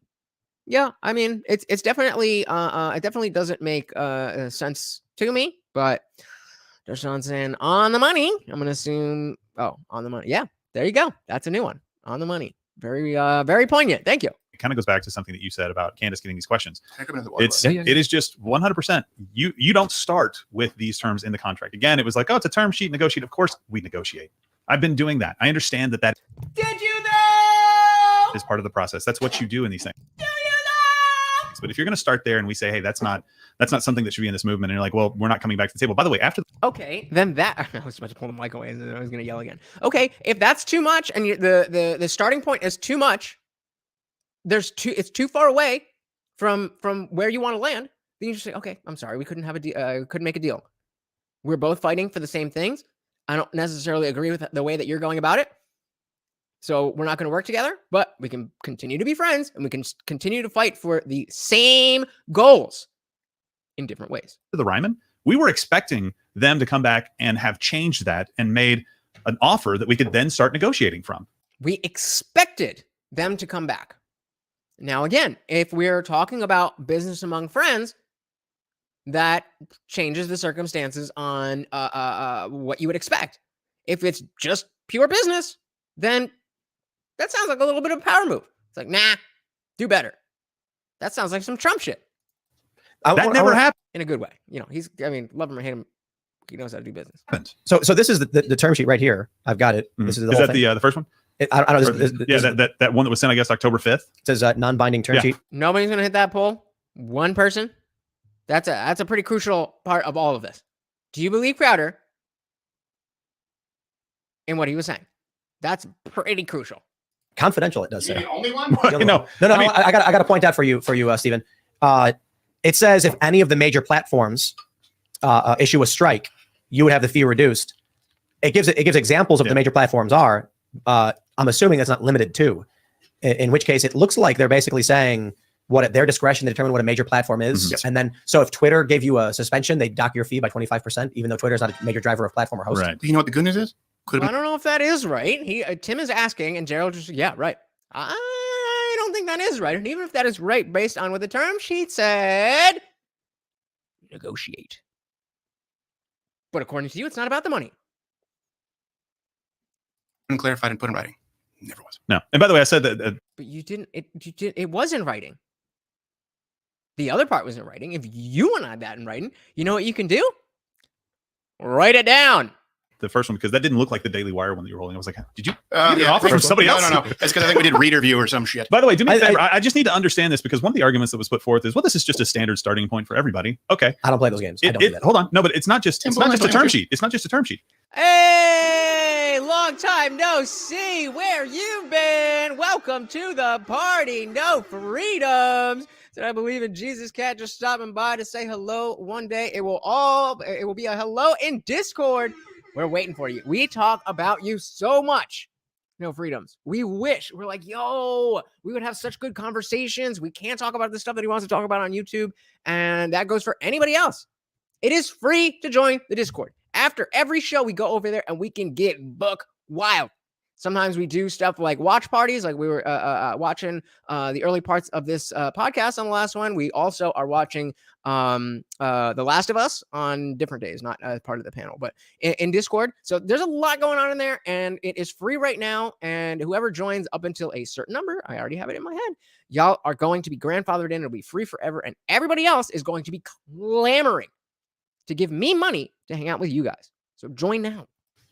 Everybody else, the production comes out of you. You knew Steven well enough to know that he had his own production team, and therefore the costs would be borne by him, but everything else was just standard. And our apologies for leaving it in there, because that was one of the claims that was made.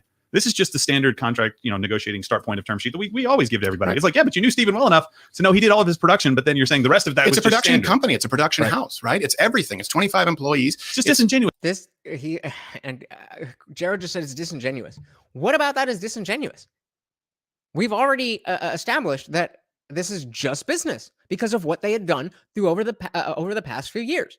So why are you expecting a friend deal if you've already established that they have shown you that they are not your friends when it comes to business? Guys, it's not real. Well, do they not know better, or is it dishonest? Let me ask you this: do you really think? I will say this: the only thing I've said about Ben is brilliant. He's one of the smartest people I've ever known. I don't care what he says. Okay, I still hope the best for the guy. And by the way, for people out there, and I know that they're anti-Semitic people, I've not said there's none of this controlled opposition. I 100% believe that Ben believes what he says, even if we disagree. None of that is taking place. The problem is when you demand that other people fall into line. But do you really believe for a second that Ben is so ignorant that he thinks that's $50 million a year in my pocket basketball money? Do you think Ben believe that? He knows better. Yeah, he said that.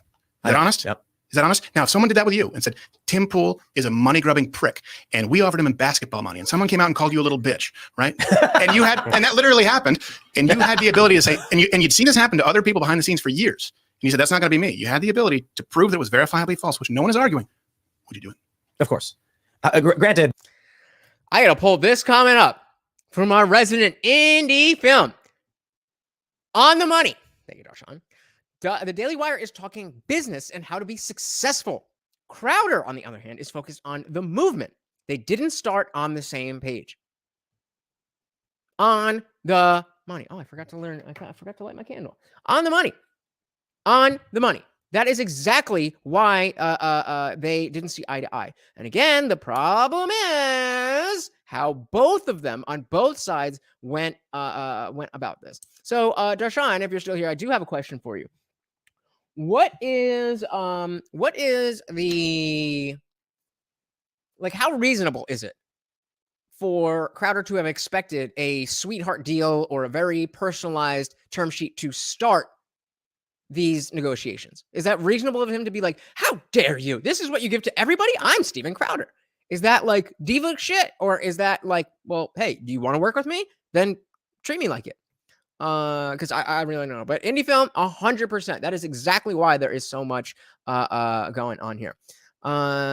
It's disingenuous because he doesn't like it. Yeah. There's a lot of specific circumstances say, would you agree with this? Well, I mean, agreed. But those are the specific circumstances. They got a term sheet. They're not just talking shit. Hey, we got Trey in the building. What is good? What is good? Welcome, welcome, welcome. Said if they've been doing this for years, why did he wait until he had a bad negotiation to do this? That's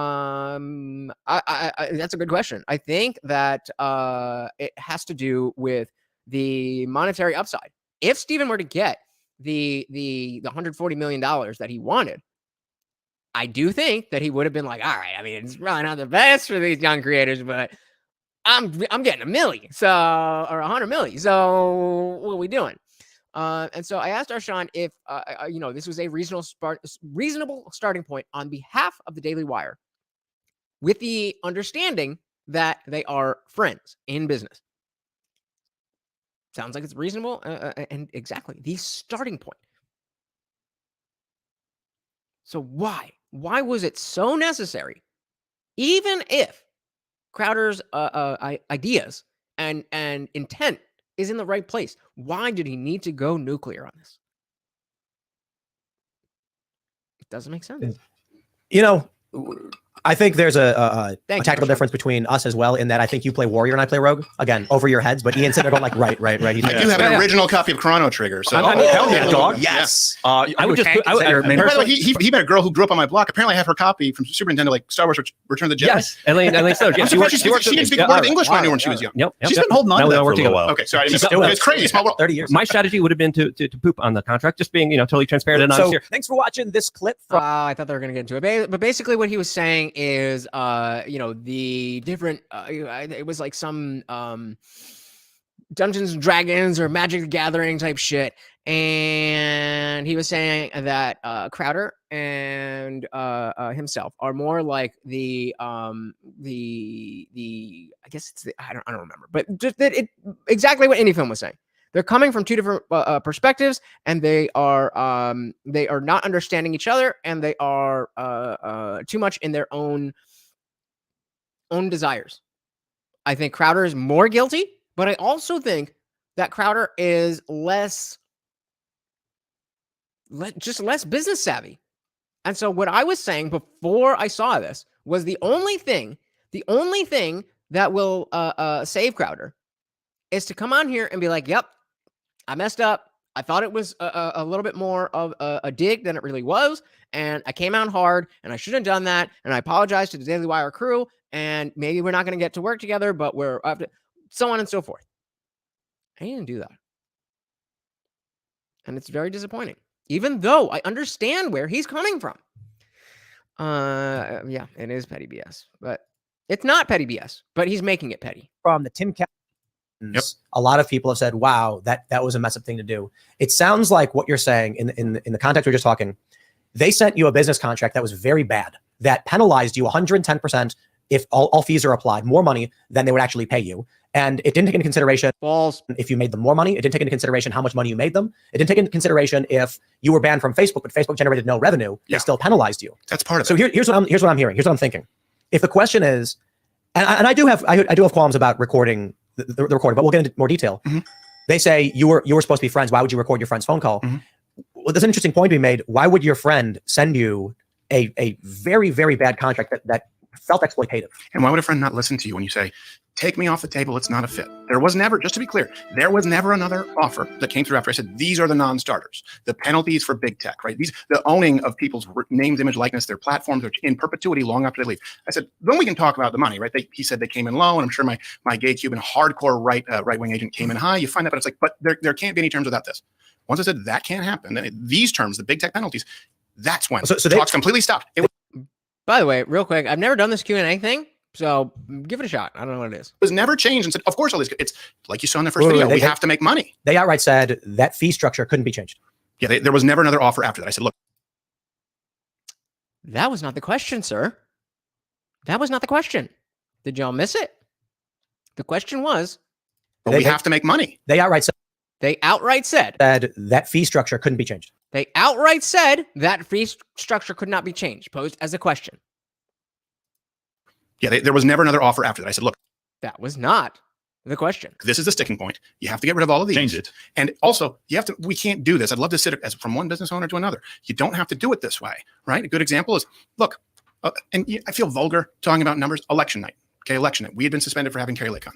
The I agree, David, 100%. entire Daily Wire cast on YouTube, less than a quarter of the viewers. And to give credit to Archangel, who I don't think he's here right now, but we were talking about this, and he was saying in business, it's not necessary. I would record everything. Now, of course, he's young, he's never done any kind of business.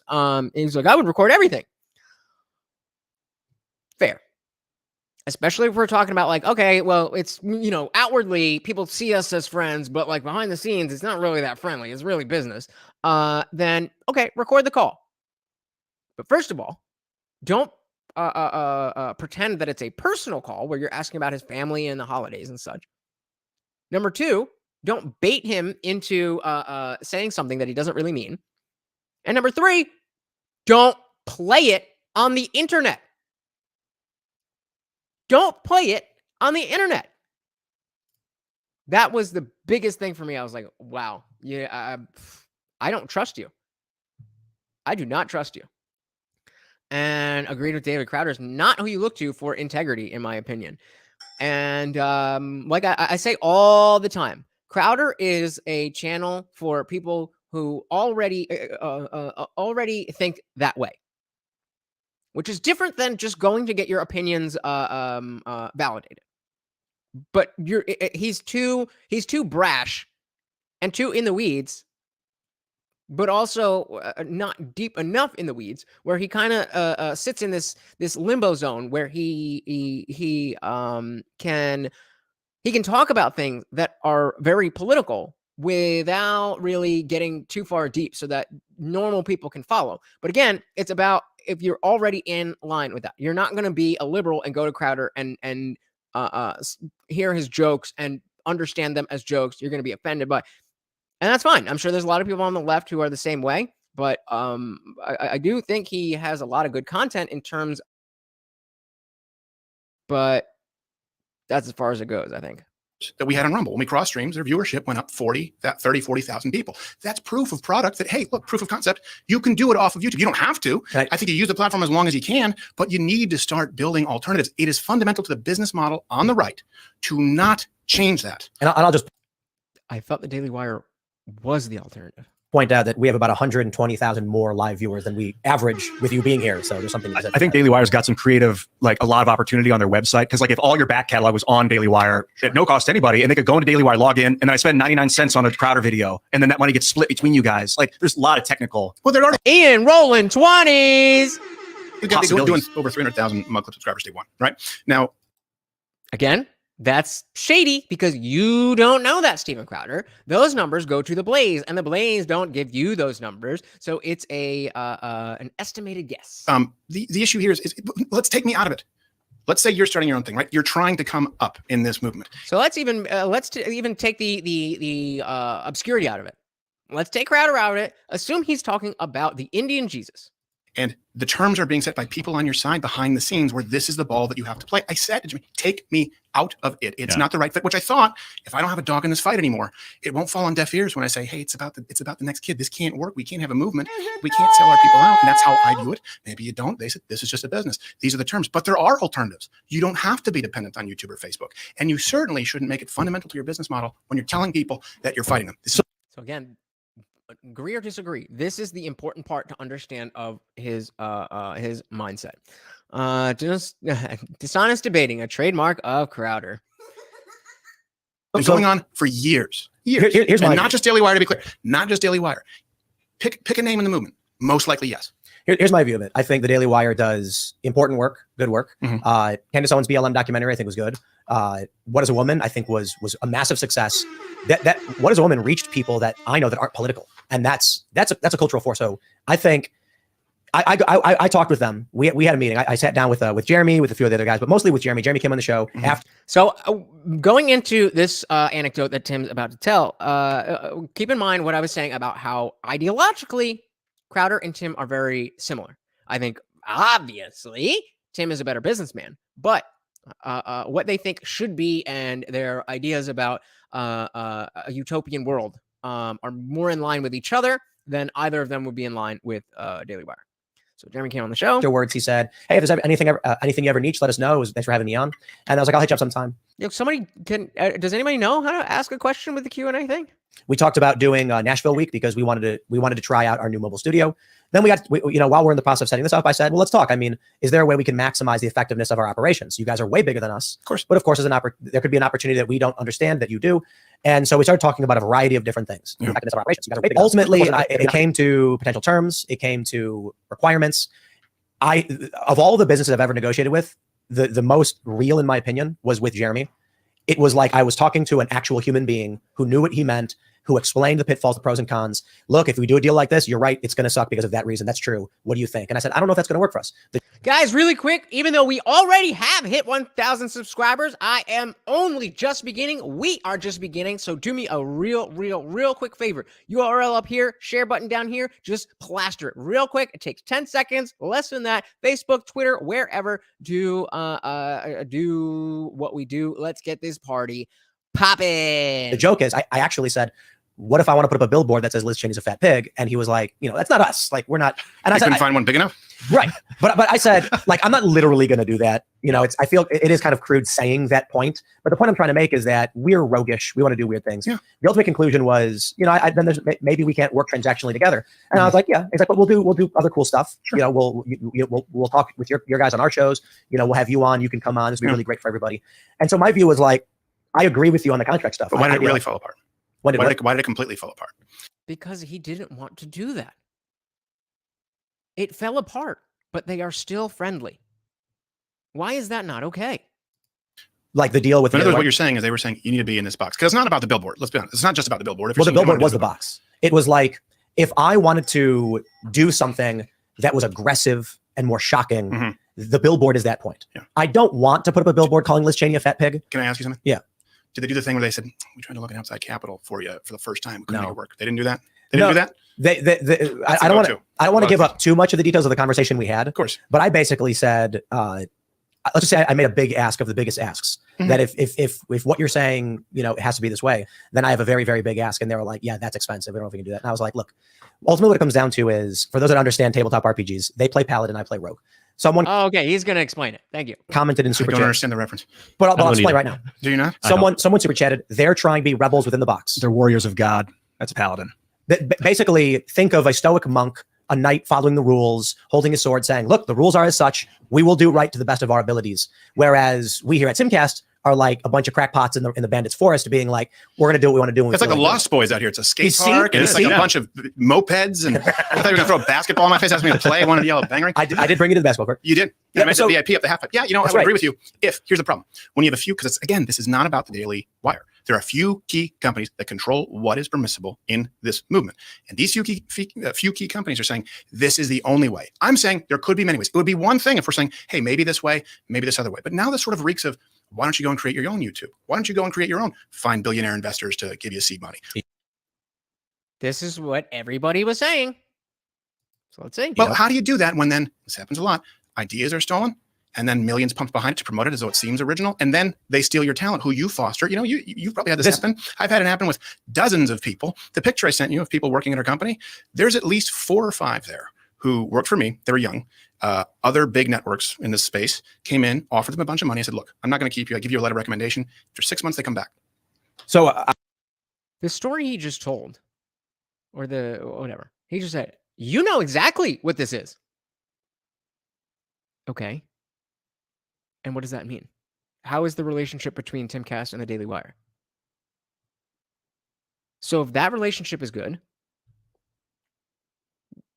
what exactly are we talking about? I wanted to address what you were just saying about these companies playing by the rules. That's completely my experience with a lot of these different companies, is that big tech is clearly infiltrated by, you look, Alan Bakari, I think it was, got his hands on that Google video where they were crying that Trump won. This is Google. I disagree, David. I think the point of it was that the point was that, hey, look, the Daily Wire is not out here in Tim's experience being predatory or anything. And of all the companies that he's worked with, they were the best. And it still didn't work out, but they still have a good relationship. And so that begs the question: what is the difference between the Timcast and Daily Wire interaction and the Crowder and Daily Wire interaction. Love this. On my Wikipedia, it says Tim Pool, maintains that there's a bias in big tech against conservatives or whatever. Sure. And I'm like, no, I don't. I read a Gizmodo article from 2016 that said Facebook was suspending conservative news outlets. I was in there. Yeah. That's how I met my half Asian lawyer, Bill Richmond. He read the article and he was like, yeah, it's like the Chris Cal Foundation, Ted Cruz for president, and you need some representation. They act like it was a smear against me, that I was pushing conspiracy theories when I was literally reading the left news sources. Right. So anyway. And Luke saying, told you. They set these terms, these big tech companies. And then what happens is the leftist organizations clearly say the stupidest and craziest things. ChatGPT, the AI bot, it was, I think, Jack Posobiec who asked it, or he tweeted this out. Have you guys heard about this? Have you guys heard about this with Jack Posobiec? Have not. Very interesting. Even it's not technically AI, but even the AI is already woke. When asked, did Joy Reid and Rachel Maddow spread COVID misinformation? It says, Joy Reid and Rachel Maddow, the biggest purveyors of actual misinformation.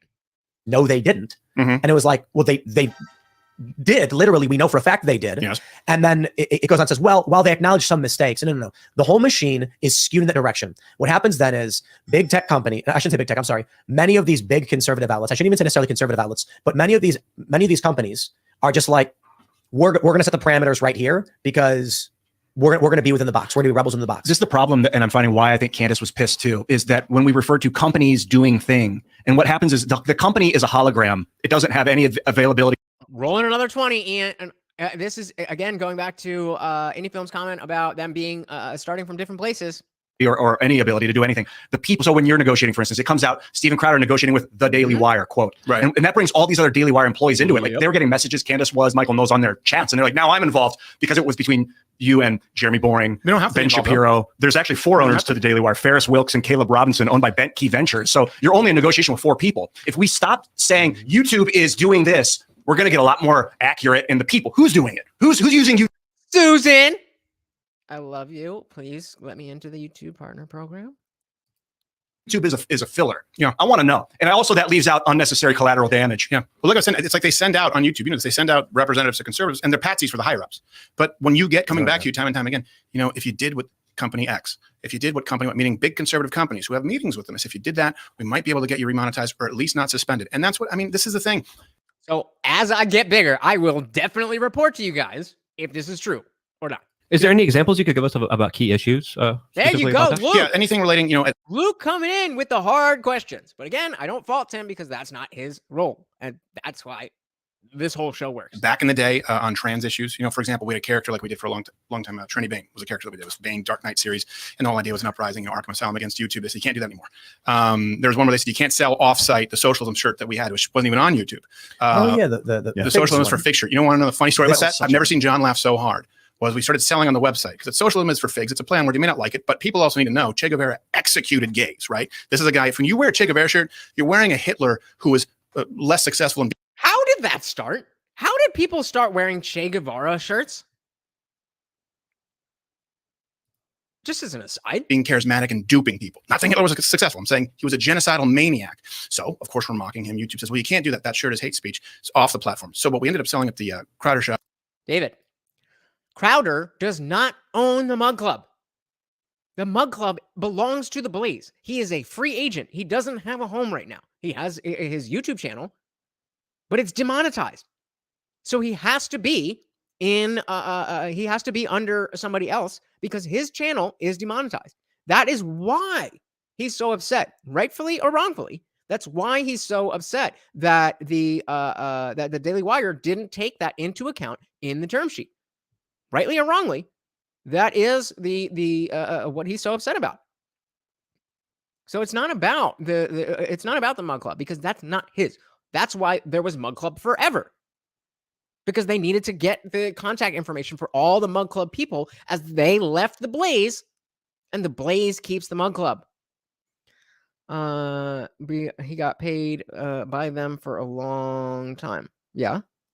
Okay.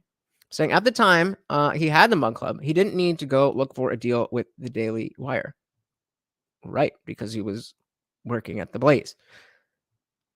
Like, are you familiar with sports at all? you know what a free agent is, right? So if somebody is already, let's take football, if somebody's already on the Cowboys, then they don't need to look for a deal from other teams.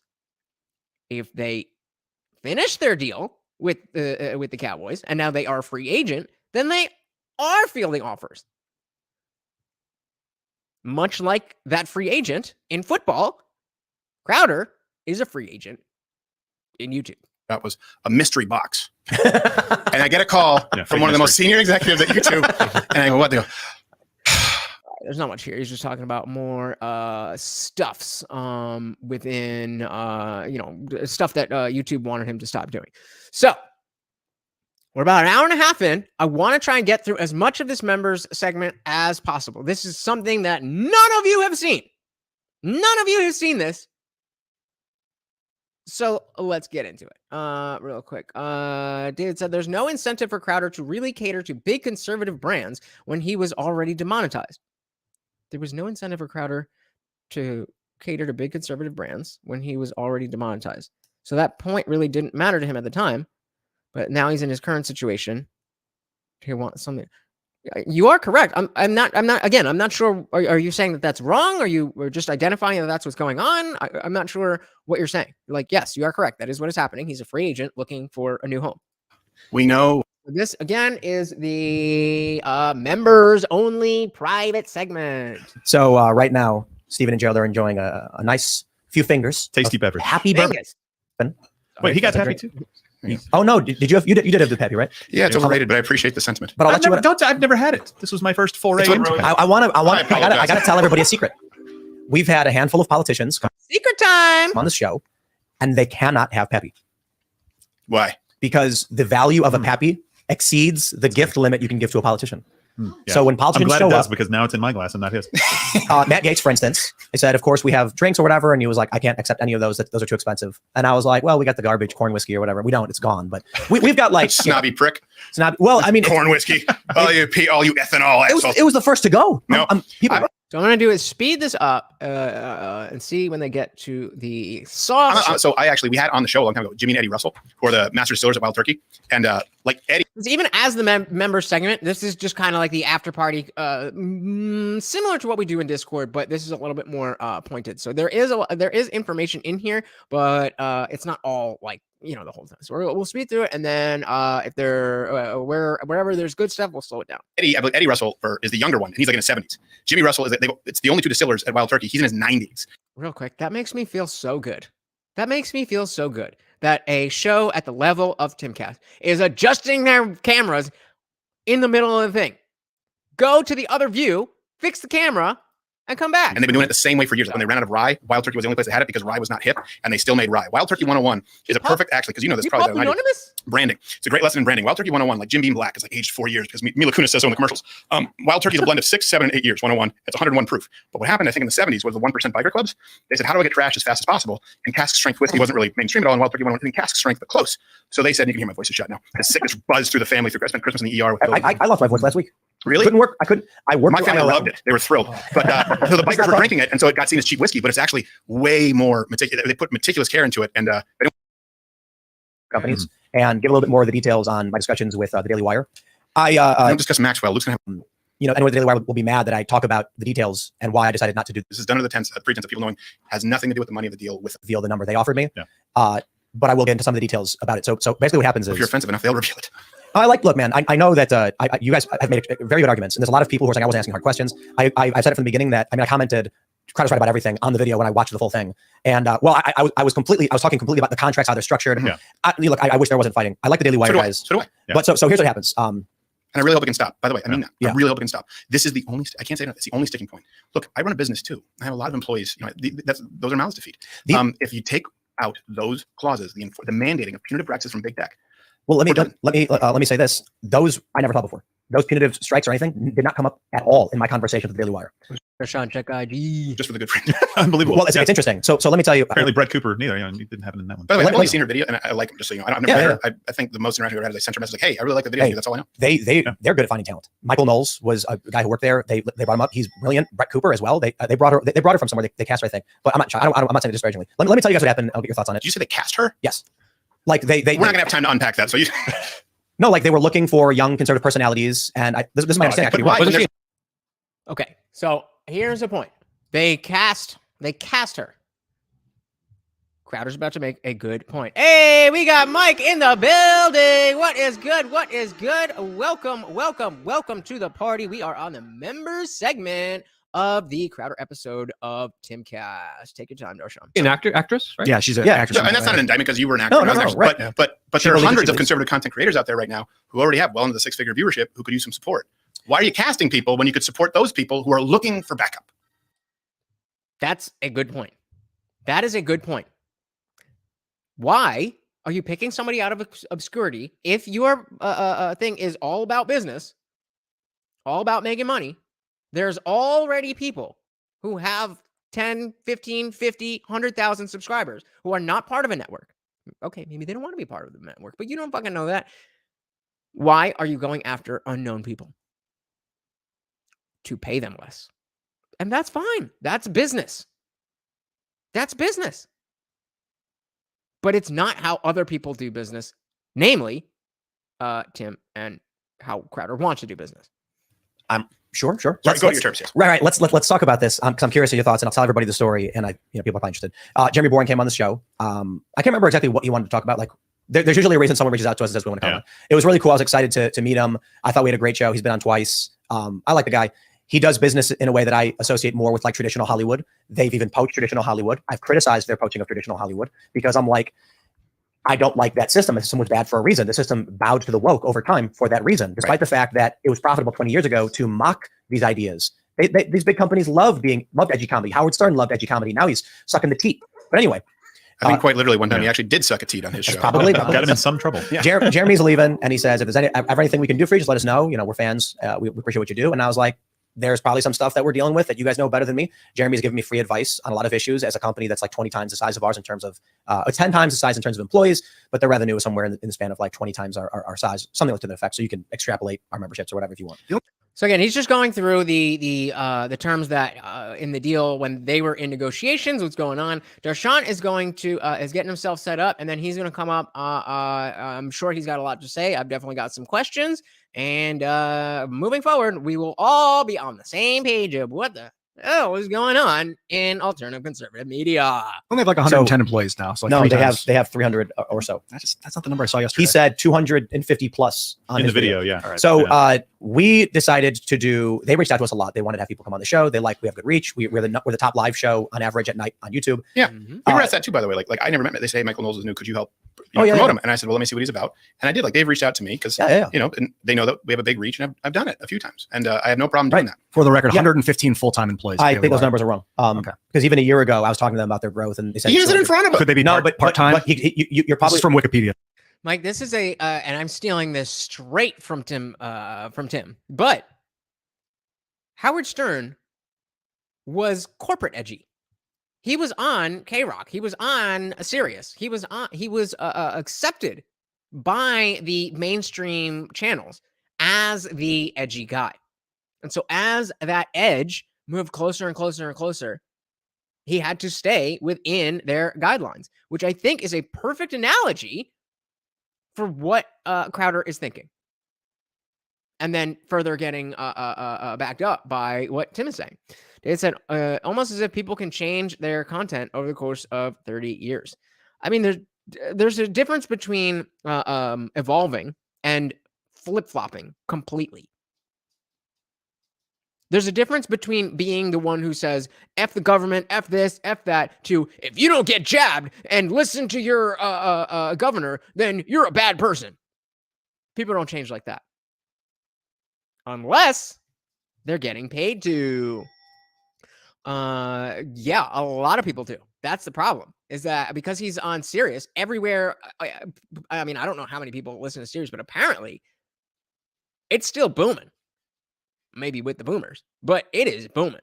Yeah, exactly. I mean, dude. And it's an article from 5 years ago. You're not allowed to use right. Wikipedia. Damn it, it's the first thing that comes up when you search it. What ends up happening is I get asked to go on Candace's show, and I said the only way it's possible to do it, because I have my own show mornings and nights, is if we went to Nashville for the week, and we did our whole show, and then I allocated time in the afternoon. And they said, let me see if we can pull it off. It was very difficult. We have the Trailer Mobile Studio, and they said, if you do come down, we could actually have more of our hosts come on your show. We could do other things. We did a special episode with Ben Shapiro, and I'm like, this will be fucking awesome. And they said, they found us a space to park our trailer. They did a lot of the heavy lifting to get our studio up and running near theirs so that we could run our show morning and night with the Daily Wire crew. I appeared on their monthly thing. It was so much fun. We did this thing where the camera followed me. And then they said, while you're here, why don't we have a discussion about the potentials of working together and how that could maximize the reach for both of us? And again, I want to highlight to you guys that the reason that we are watching this, and this is just the inside baseball, the reason we are watching this is to show that, hey, you can be the type of guy that Crowder is trying to be and not be an asshole. I like a lot of people in this space, I think we're very torn because we agree that Steven is wrong, but we also agree that he's kind of making sense. He's just a little bit off. And I'm very excited to hear what Dershawn has to say, but we'll give him his time. I had a meeting with... Take your time. A few of the, I don't know what you call them. Is underling rude? Yeah. I think so. Yeah. I think Wage slave. Wage slaves. With a couple of their wage slaves. Which, by the way, I didn't say. Yeah, you didn't say. No, I did not say. Was that your talk boy, by the way? It was. It's worth thousands of dollars. And of course, I wasn't playing to the talk boy. That was at a little bit of levity. But that's worth thousands of dollars now. Did you know that? My brother said he found it. It has the original tape with the Kelly McAllister quotes. My brother said he found that for a couple $100 on eBay. What? Yeah. Really? Well, then Casey, Yakuza, who works for me, lied. He's like, that's worth like $2,000. The original package. Trustworthy either. Probably. Let me. Yo, Crowder's unemployed. He's like, yeah. I swear this costs like $5,000. $100. Pocket the rest. Thumbprint on it, so it's worth zero. Let me tell you a little bit more of the story, and then you break this down. So, non-CEO management employees talked to me about the potentials, what would make sense, and ultimately it came to: is it possible for Timcast IRL, Tim Pool Daily Show, and Tim Pool to be a personality here with the Daily Wire? And I said, look, my motto is always: there's no in business, only the terms. You know, if you want to offer me $1 billion, maybe I'll say yes, because it's a 2-year term. I'll leave and I'll build whatever the fuck I want. But it really does depend. He uses more salty language there on the more spicy language on the members only. Absolutely. So That is what they pay for. Yes. Now, I was not. Same shit in my Discord. Link in the description.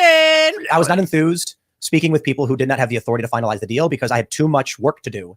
And, you know, saying like, hey, why don't you talk to these guys real quick, see what makes sense. Ultimately, Nets, guys, if you don't know, let me know when Jeremy is just going to sit down and we're going to crack a beer. And then, you know, ultimately it was like, you know, Jeremy, he's like, let me know when you're done with your morning show. We'll come hang out. Hung out with Jeremy, and he was like, the general idea with those guys was maybe there are certain things they could line up in, you know, like maybe you could tell us what you wanted, then I could come talk to you. But if that doesn't make sense, let's talk. And I said, what would it look like? What are you guys thinking? He said, we would love it if you were here with the Daily Wire. You do great stuff. It's amazing. They offered me a large sum of money, and what they offered me was, and I hope they're not upset that I'm saying this because I respected they offered it, a large compensation package plus they would take the assumption of cost of production. They would own cost of production. I'm going to back this up 1 second.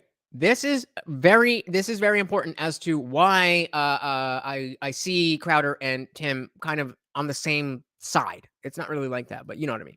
That I'm saying this because I respected they offered it, a large compensation package plus they would take the assumption of costs of production. They would take the costs of production. They would own, very similarly, everything during the term for this show, for Tim Pool and Timcast IRL would be Daily Wire. Everything before. Well, that makes more sense if they're completely agree, Mike. Completely agree. Incurring all the production costs. Yeah. Right. So everything produced before, they would have a license to only during the term. So all of our previous episodes, they could distribute and license and monetize. When the term ended, I think it was 3 years, it would they would have no rights to it anymore. Anything they produced at the time, I believe this is what it was, they would have in perpetuity the right to distribute. However, I would as well. Meaning all of our IRL shows would be on my YouTube channel with my right to distribute, clip, monetize, and share. They would do it if they so chose with the same content over the span of 3 years. Which sounds like a great deal. Which sounds like something that if you're looking to do this for a living, that sounds like a great deal. But everybody has their own terms and their own number. I thought that was pretty nice. I said, that's interesting. You guys will pay the production costs, the employee costs, and then let me retain. And they said, it's going to be on your YouTube channel. Right. You have to have that. I said, okay. Sounds reasonable. They offered marketing costs. There was no talk of any kind of penalties or anything related to this. But did you have a term sheet in front of you? No. Maybe that would have come down the road. Who knows? But also, because that's the thing. Who knows? Who knows? We're gonna be doing business together, but maybe there's gonna be a term sheet. Maybe not. Who knows? Obviously, there's gonna be a term sheet, and that even puts more on Crowder that they didn't sit you down with some underlings, to use Tim's word. You were considered a friend. Hey, Kelly Green. What is good? Kelly Green in the building. Kelly's gotten so much of this in Discord. But I promise this. Well, I don't promise because if if something crazy goes on, we're definitely going to cover it. But my plan is this for to be the end of talking about this. And Darshan is on his way. So let's watch a little bit more of this and hear from a real businessman. That's one thing too. There were a lot of verbal conversations before the term sheet. But I'm a milquetoast fencer. I'm wondering if you're not really though. You're a little more hardcore than people realize. I know it's like a meme, but I'm wondering if they're like Tim Pool. Thank you, brother. We see what he's doing. I've publicly stated, guys, I know there's stuff you want us to talk about, Maxwell, Epstein, vaccines, etc. I don't want to lose the center of the battlefield. If what we can do with YouTube is create a corridor to alternative platforms, independent platforms. And so let us do that. And I will shout out the people who are doing, the heavier lifting and stuff. I will make sure that with Timcast, Steve Bannon and Alex Jones will be on our show. I will make sure the corridor goes both ways, that Carrie Lake can come on the show and talk about, to the best of her abilities, what needs to be said without us getting banned. So then you can find her in other places. Sorry about that. That's, again, sounds like a perfect idea and is really working out for Timcast. So as Mike is saying, the two of them agree ideologically. Just handled wrong. This is not the way to do business. And that's why I was saying that when Crowder went on the show, the only option is to apologize, tuck your tail between your legs, because who in the hell is going to work with you after this?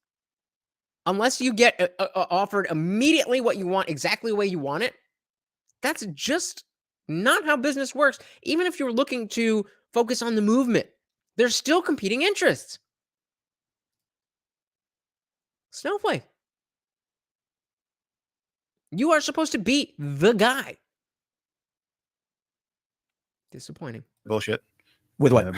Carrie Lake getting people banned. That set a precedent. Right? Right. When we had her on, she's a sitting gubernatorial. Isn't that bone-chillingly scary? Yeah. A sitting gubernatorial candidate who, by the way, had every incentive to take the win with the Republican primary, right? Had every incentive to not say anything. And she said, there's some stuff going on here that doesn't add up. And she was talking about that election, the Republican primary, and she was banned on our show. And that's why we weren't allowed to stream during the actual election. And that's bullshit. I've talked to YouTube about this. Yeah. I said, you want us to interview prominent guests and do a big show, but I can't tell them what to say or what the fuck they're going to say. Right. We tell every guest, we don't have rules. We have guidelines. These are the things that we hope you don't do. Cursing. If you curse, don't cry about it. Don't sweat it out. But we try to be like family friendly to a certain degree. Yeah, sure. Obviously, we'll talk about fucked up shit. If we say like Epstein was doing trafficking. How do you talk about Epstein and make it family friendly? You just really. Say, like the F word is different. It's funny that he even asks that, because that's not a very hard thing to talk about if you are somebody who's constantly dancing around the filters. Maybe, Crowder, if you tried a little bit harder to play ball, then you would have a little bit more leverage in changing the game. But instead, you just want to come in and you have always worked for somebody else who's done business as usual, which you say is so horrible. And now all of a sudden, remember on the call, he was like, this is what I've been doing. Why don't you, Crowder said to Jeremy, he's like, look what I've been doing. I've been doing this and I just scaled it up. Why don't you do that? Well, I don't know. Maybe because I want to be more successful than you. Dirty, but you can talk about Epstein raping kids, and that's not dirty. I don't care. No. Trafficking. But the word fuck apparently is too bad, too hard for TV. Sorry. Hey, we got Jay Clist in the building. Welcome to the party. Welcome. We are on the member segment of the Crowder Timcast episode, and we are shortly going to have our good friend Darshan McAway up here to talk about some more specifics of business, because I don't know shit about business. But thank you so much, and thank you for being here, brother. I really appreciate you. They said this. That's what all this breaks down to. You're 100% right. He wants his cake and eat it too. And I don't think that that's necessarily wrong. I want that too. I want that too. I want as much as I can get for as little as I can give. And I don't think there's anything wrong with that. But I'm not going to get salty that the Daily Wire doesn't want to hire me and 1,004 subscribers. It's simply put. I get it. We say things like Epstein was abusing and trafficking children. Adults in the room know what that means. When Alex Jones came on the show, he said stuff like they're raping fucking, I don't think he said fucking Raping babies. Raping babies. They're raping babies, creating pig humanoid hybrids. And the funniest thing was seeing Alex Jones treat Kanye West exactly the same way that everyone else treats Alex Jones on their show. That was great. You don't actually mean that you're a Nazi. Dude. He's like, I am a Nazi though. Hi. He's like, and I've had him on my show many, many times. Like, this is a perfect example. He's like, don't worry, Crowder, I'm not going to say anything that gets you banned. Where's your absinthe? Yeah. Like, let me just wrap up a little bit. I apologize. No, this is fun. It's fun. I'm trying. I know everybody's watching. I don't want to talk too much, but I really was hoping to share this story with you, my experience, and maybe it would have some insight. Ultimately, they offered me what I think really was, I wish I could take the deal. I really do. I really, really wish I could have taken the deal with the Daily Wire. Me too. There's something so sweet about it. Jeremy was like, I've negotiated with people in big companies, with agencies, and I hate all of these people. They're such full of shit. Yo, look, I can play poker. I can see it in your face. When I was talking to Jeremy, Thumbs up when you're ready. Everything I thought he would just say, it was a real conversation. I really appreciate it. I was like, look, you guys, I love the idea that I can drop the paperwork, the administrative, which admittedly, Allison does almost all of the administrative stuff. But if we both got to back away from that, you did all the heavy lifting and I got to do the show, talk about my passions, and I got paid a lot of money to do it. It's attractive. Fucking yeah, man. Yeah. However, I said, I think the challenge is you guys are suits. You're square. And we're street. We're road. And they said, that's why we need you. Like we understand this. And that is something important that can help make this work. And I said, but I don't think I can work in that system. Jeremy outright said, understand this. You will not be an employee, but you will be expected to operate within the same boundaries of our employees and our workplace, because there's certain things we expect of the people who work here, and that applies to everybody. Yeah. You will sacrifice your freedoms if you decide to work within this capacity, but I do think it will, in the long run, be a net benefit to both of us. And I said, you good, Joshua? What about the viewer? What about the viewer? What about the investor? What about the future? What about the future? Yeah, in other words, you just said it. Beneficial to both of you. Did it come up? The person paying for you to fight? No, of course not. That's my issue. Now, what do you see in my face?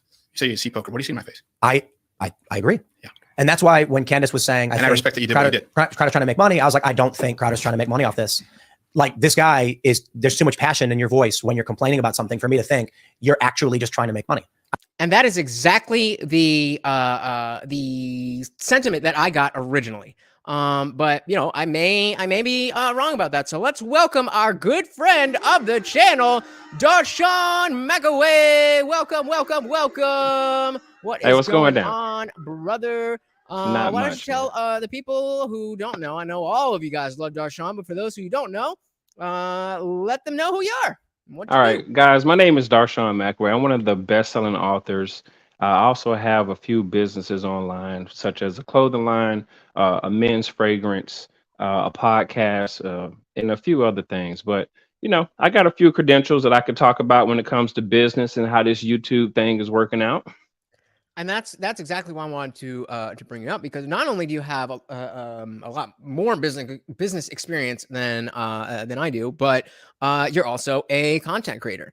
Yeah. So let me just start to you. Where are you on this whole thing? So I understand both sides of it.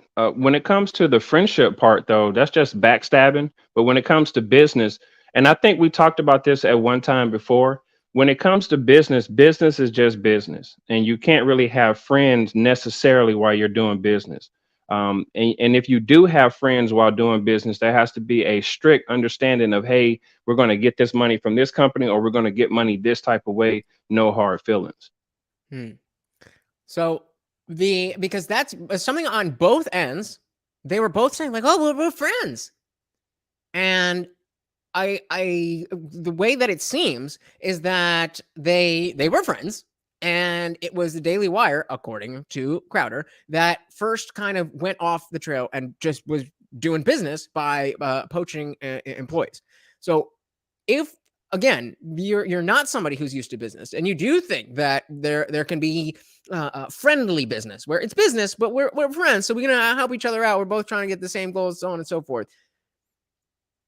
Where do you think it's fair for Crowder to take that personally, even if he's wrong for taking it personally? Is it understandable that he would take it personally? So Crowder, if I'm understanding, that's the person. That's not a company, right? That's the person. Yeah, Crowder is the guy that we were watching. He was the guest on timcast here. Okay, yeah. So So again, you're dealing with people's emotions, so people are going to take it some type of way. But what you really have to understand, and you have to be very firm on, is that when this is business and you're trying to make money, and then there is employees attached to it, so you can't really get too personal. The business in itself doesn't know what it is. Only we know what it is, which is why there's such a conflict between, hey, my friend did this, I'm gonna record him, and all this other type of stuff. So business is business, money is money, friendship is friendship. But a lot of people don't understand that. And Crowder included, apparently. And because I think a lot of people who are watching this play out are like me, who haven't done any type of business, and certainly not $50 million worth of business. And so we are looking at this, especially, again, with the relationship that we see put forth by these two entities, whether it's real or fake or otherwise. We see, oh, Daily Wire, Ben Shapiro, they're all buddies, and this, and they're fighting essentially for the same things. They're certainly fighting against the same things by and large. And it seems like, so let me pose it as a question then. Do you think that Crowder is playing on the ignorance of people like myself who watch this and don't really know what goes on in business deals, and trying to play up this friend thing? Yeah, absolutely. And I think the only reason why he's probably speaking out about it, if I'm understanding it correctly, is because he got played. Did he get played? Was he the one that got played? Not really. I mean, who's the one doing the exposing? Who's the one doing the exposing? Who exposed the recording? Yeah, so he's the one doing the exposing. So we got Steven Crowder here. He was working for the Blaze. His contract ended, so now he went into free agency. But how the hell are my likes going down? I had 15 and I have 8. What the hell is that? That's crazy. He was, he was working under one company, then he became a free agent, and so that's where all of this is coming in. There's other things like the fact that the Daily Wire was doing this poaching stuff. Then there's the fact that he recorded the call and played the call, and it's really it's just disheartening as somebody who's not looking for drama. Yeah, I don't want to see this. So typically, go ahead. Typically what happens when somebody starts to record a phone conversation, that type of interaction has been going on for a while, and they're like, you know what, it's about time for me to expose this. So I think, just from listening to it from this standpoint, it sounds like he's just sour about something, and rightfully so, I guess, because he was expecting a certain amount of money, and he just now that I don't get it, I'm gonna go ahead and expose everything else, which is probably really not an exposure when you're in business like that. Well, and again, the just going based on what Crowder is telling us, it's not about the money, and it's about the again. That's why I say take me out of it. Let's look at the smaller creators, and if you're punishing creators in the same way that big tech is, then how are we fighting big tech? Right. Do you see a way around that? I mean, obviously, you're not a Daily Wire type company, but you know what you know. Yeah, and I do pretty good. Again, man, I remember saying this to you one time before. This comes down to people trying to tell other people how to run their business, and you just simply can't do that. I get it, because certain businesses get into certain politics and the government, and they mess with things. And I think a business should stay over on the business sector. But people always try to tell other people how to run their business and what they should do with the money. And that's what this situation kind of seems like to me. Oh, not kinda. He literally said, you don't have to do business like that. Do what I'm doing and scale it up. But again, it's like, bro, yes, you are the biggest single person in the conservative space on YouTube. But you got 5 million subscribers. It's a shit ton of people. But also, Daily Wire is so much bigger. And then in terms of just an operation, they do all the production in-house. So they have about 25 employees. Timcast has over 30. Okay.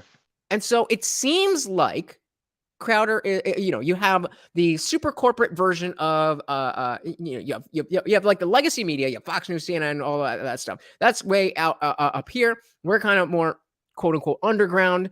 And then it seemed like there was Crowder, Tim Pool, Daily Wire, so on and so forth. But we're starting to see that within that underground, there is Steven Crowder, there's Tim Pool, And I'm talking about in terms of money and size of company. So Steven Crowder's down here. Tim is above him, but not by much. And then Daily Wire is way up here because they are a corporate operation that is working much like every other corporation. And again, it's just Crowder's thing that like, hey, you don't have to do business that way. Yeah, and I understand that. I think you said something earlier about, you're just getting into this and you're trying to find out how the monetization is going to go. A lot of what I'm noticing about YouTube is the fact that YouTube, once you're up there in subscribers and up there in the view count, the ads do pay out pretty good. You get like $21 per view and all this other type of stuff. It's kind of astronomical. But a lot of these companies, man, what they look at and how they do business is they'll pay to play. They'll pay for subscribers. They'll pay for the view count. And to them, since they're a business, it doesn't matter. They're not trying to be organic. Right. That's the content creator trying to say, I'm going to do this organically. I'm going to, I'm going to work my way up, and it takes you 3 years to get 1,000 subscribers or whatever. When you didn't look at yourself as a business because you're working for yourself by saying, you know what? Let me go ahead and pay to play. Let me pay the money to market, get my channel here, buy some, what's the email marketing, and get my newsletter together and do all this type of stuff, So that's what type of game this is, 100%. And that's, again, that's what comes back to. It's like, bro, if you want to do business that way, just go do business that way. Show them that your idea of how to do business is better, and they will switch. If your business is that much better, then in 5 years, you might, any company is going to operate on a loss initially, but then you'll show, oh well, wow. Not only are we making money, but we're changing the minds of people. We're changing the conversation. We're pushing back against big tech and establishment media and legacy, all of that stuff.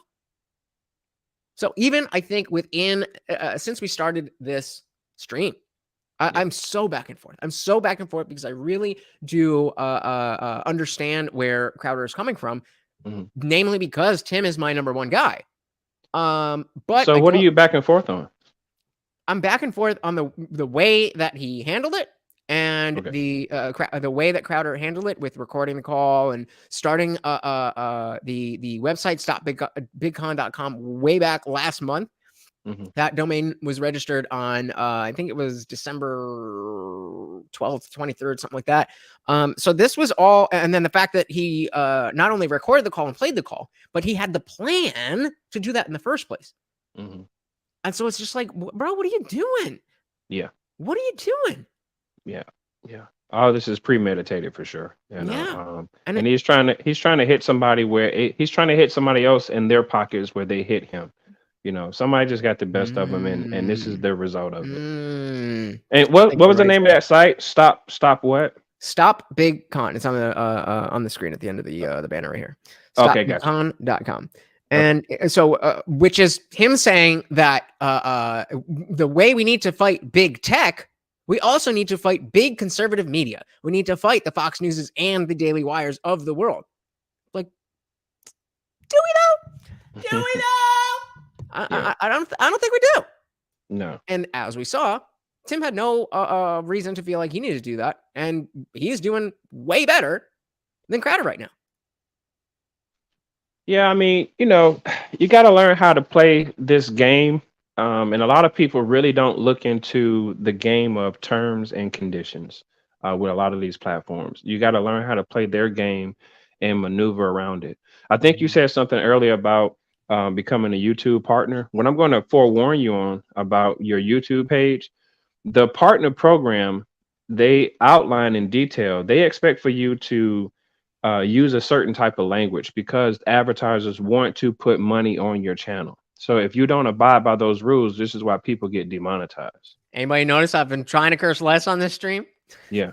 They even got stricter on that stuff, and they're saying, so definitely. And that just goes back to the idea that, if you are going to ask somebody else to take on the risks because you don't want to do it, you don't want to start a company, you don't want to start a platform.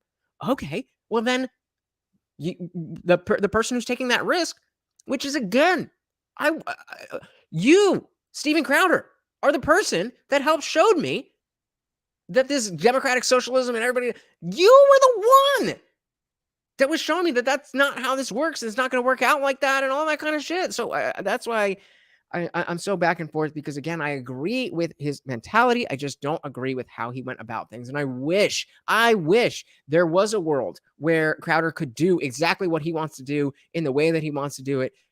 And all of that. I would love to see what that is. I think that would change the national conversation.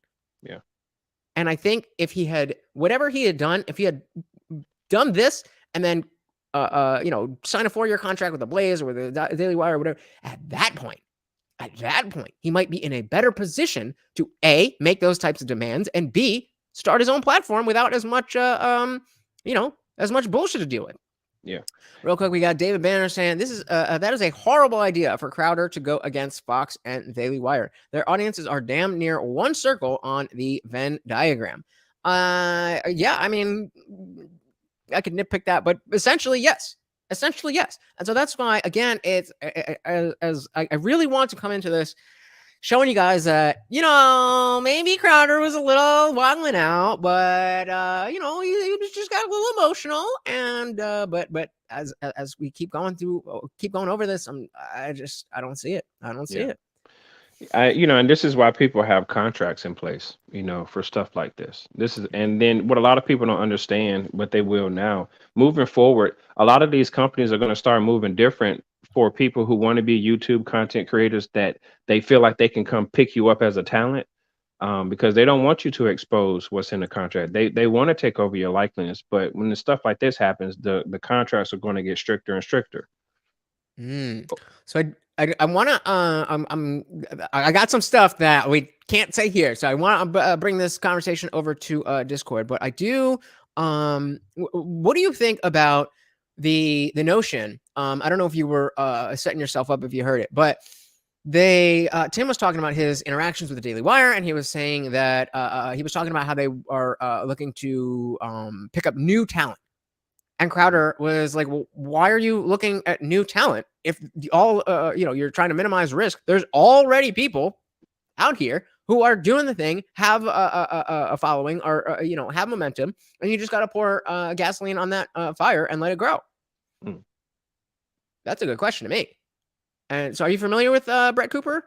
The name sounds familiar. I can look him up to see if I remember his face. Well, what happened with Brett Cooper? So she's the newest, youngest. I don't know if she's the newest, but she's the youngest Daily Wire person. She's got her show called The Comment Section. She is, I think she's like 19 or 20 or something, and she was just like a nobody last year. And in her response to this, because remember, there was the first Crowder video where he showed the redacted term sheet.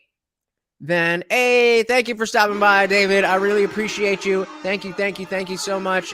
And hope to see you. Hey, man, join the Discord. Join the Discord, brother.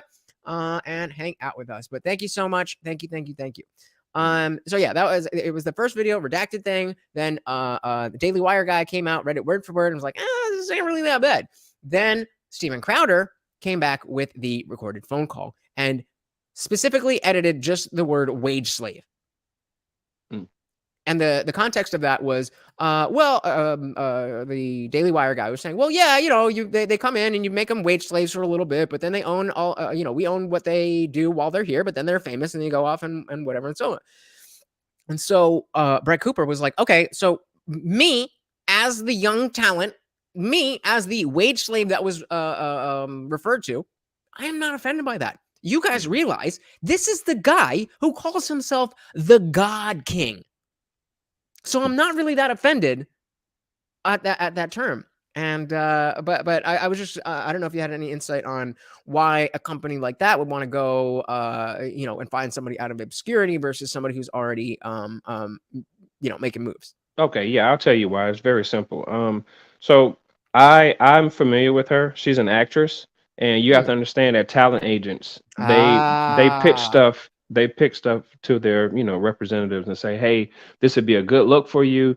Do it for like a year. It'll help you with your political agenda if you have some. So that's just a talent agent move on her behalf. Gotcha. So that's a good move. And her likeliness, she's attractive, she's young, it's going to grow, whatever that case may be, because she's with Ben Shapiro. So Yeah. Yeah. Oh, definitely. Yeah. And that was the whole thing, is that like, yes, you're going to be a wage slave for a little bit. You're going to come in, pay your dues like anything else, and then you're fucking famous. Yeah. Seems like a good deal. Yeah. So that's I'll what take it. Timcast is trying to do. He's trying to Tim wants to bring in talent the way Ben Shapiro is, right? No. So Tim is the complete opposite. So he's Okay. like, the way that he runs his company, he's like, I run my thing like basically like a socialist thing where I take on all the risk of everything. I invest in people. We have no you get unlimited sick time, unlimited vacation. I am investing in you. You do your thing. So part of the Timcast brand, there is a podcast that's not super political. I mean, the hosts have their political, but it's not. It's called Pop Culture Crisis.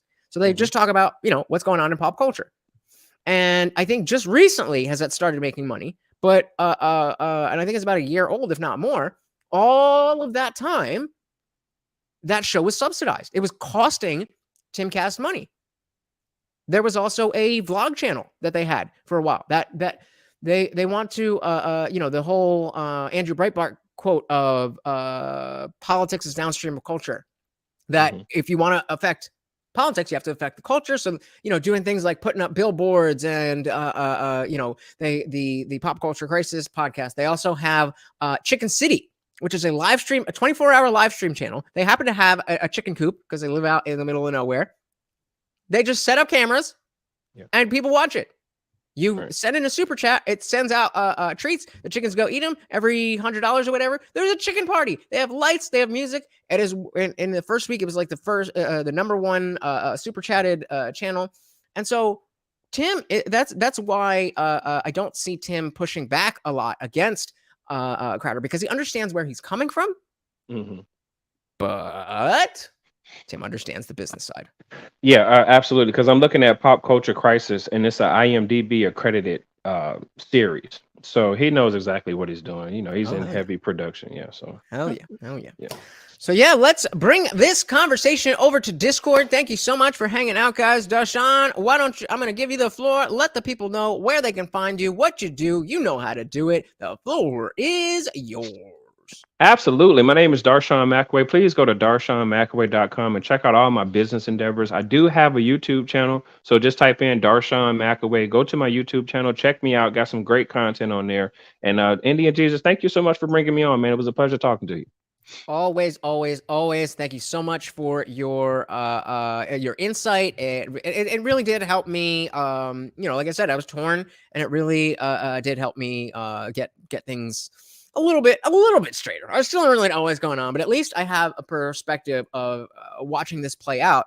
It's going to be a little bit easier for me. Oh, Salty Plays comes in the last minute. Good thing you are in the Discord, and that is where we are headed. Thank you to Any Film Says good stuff. Good to see you, Darshan. Always. Salute. Thank you very much for everything, and hope to see you in Discord.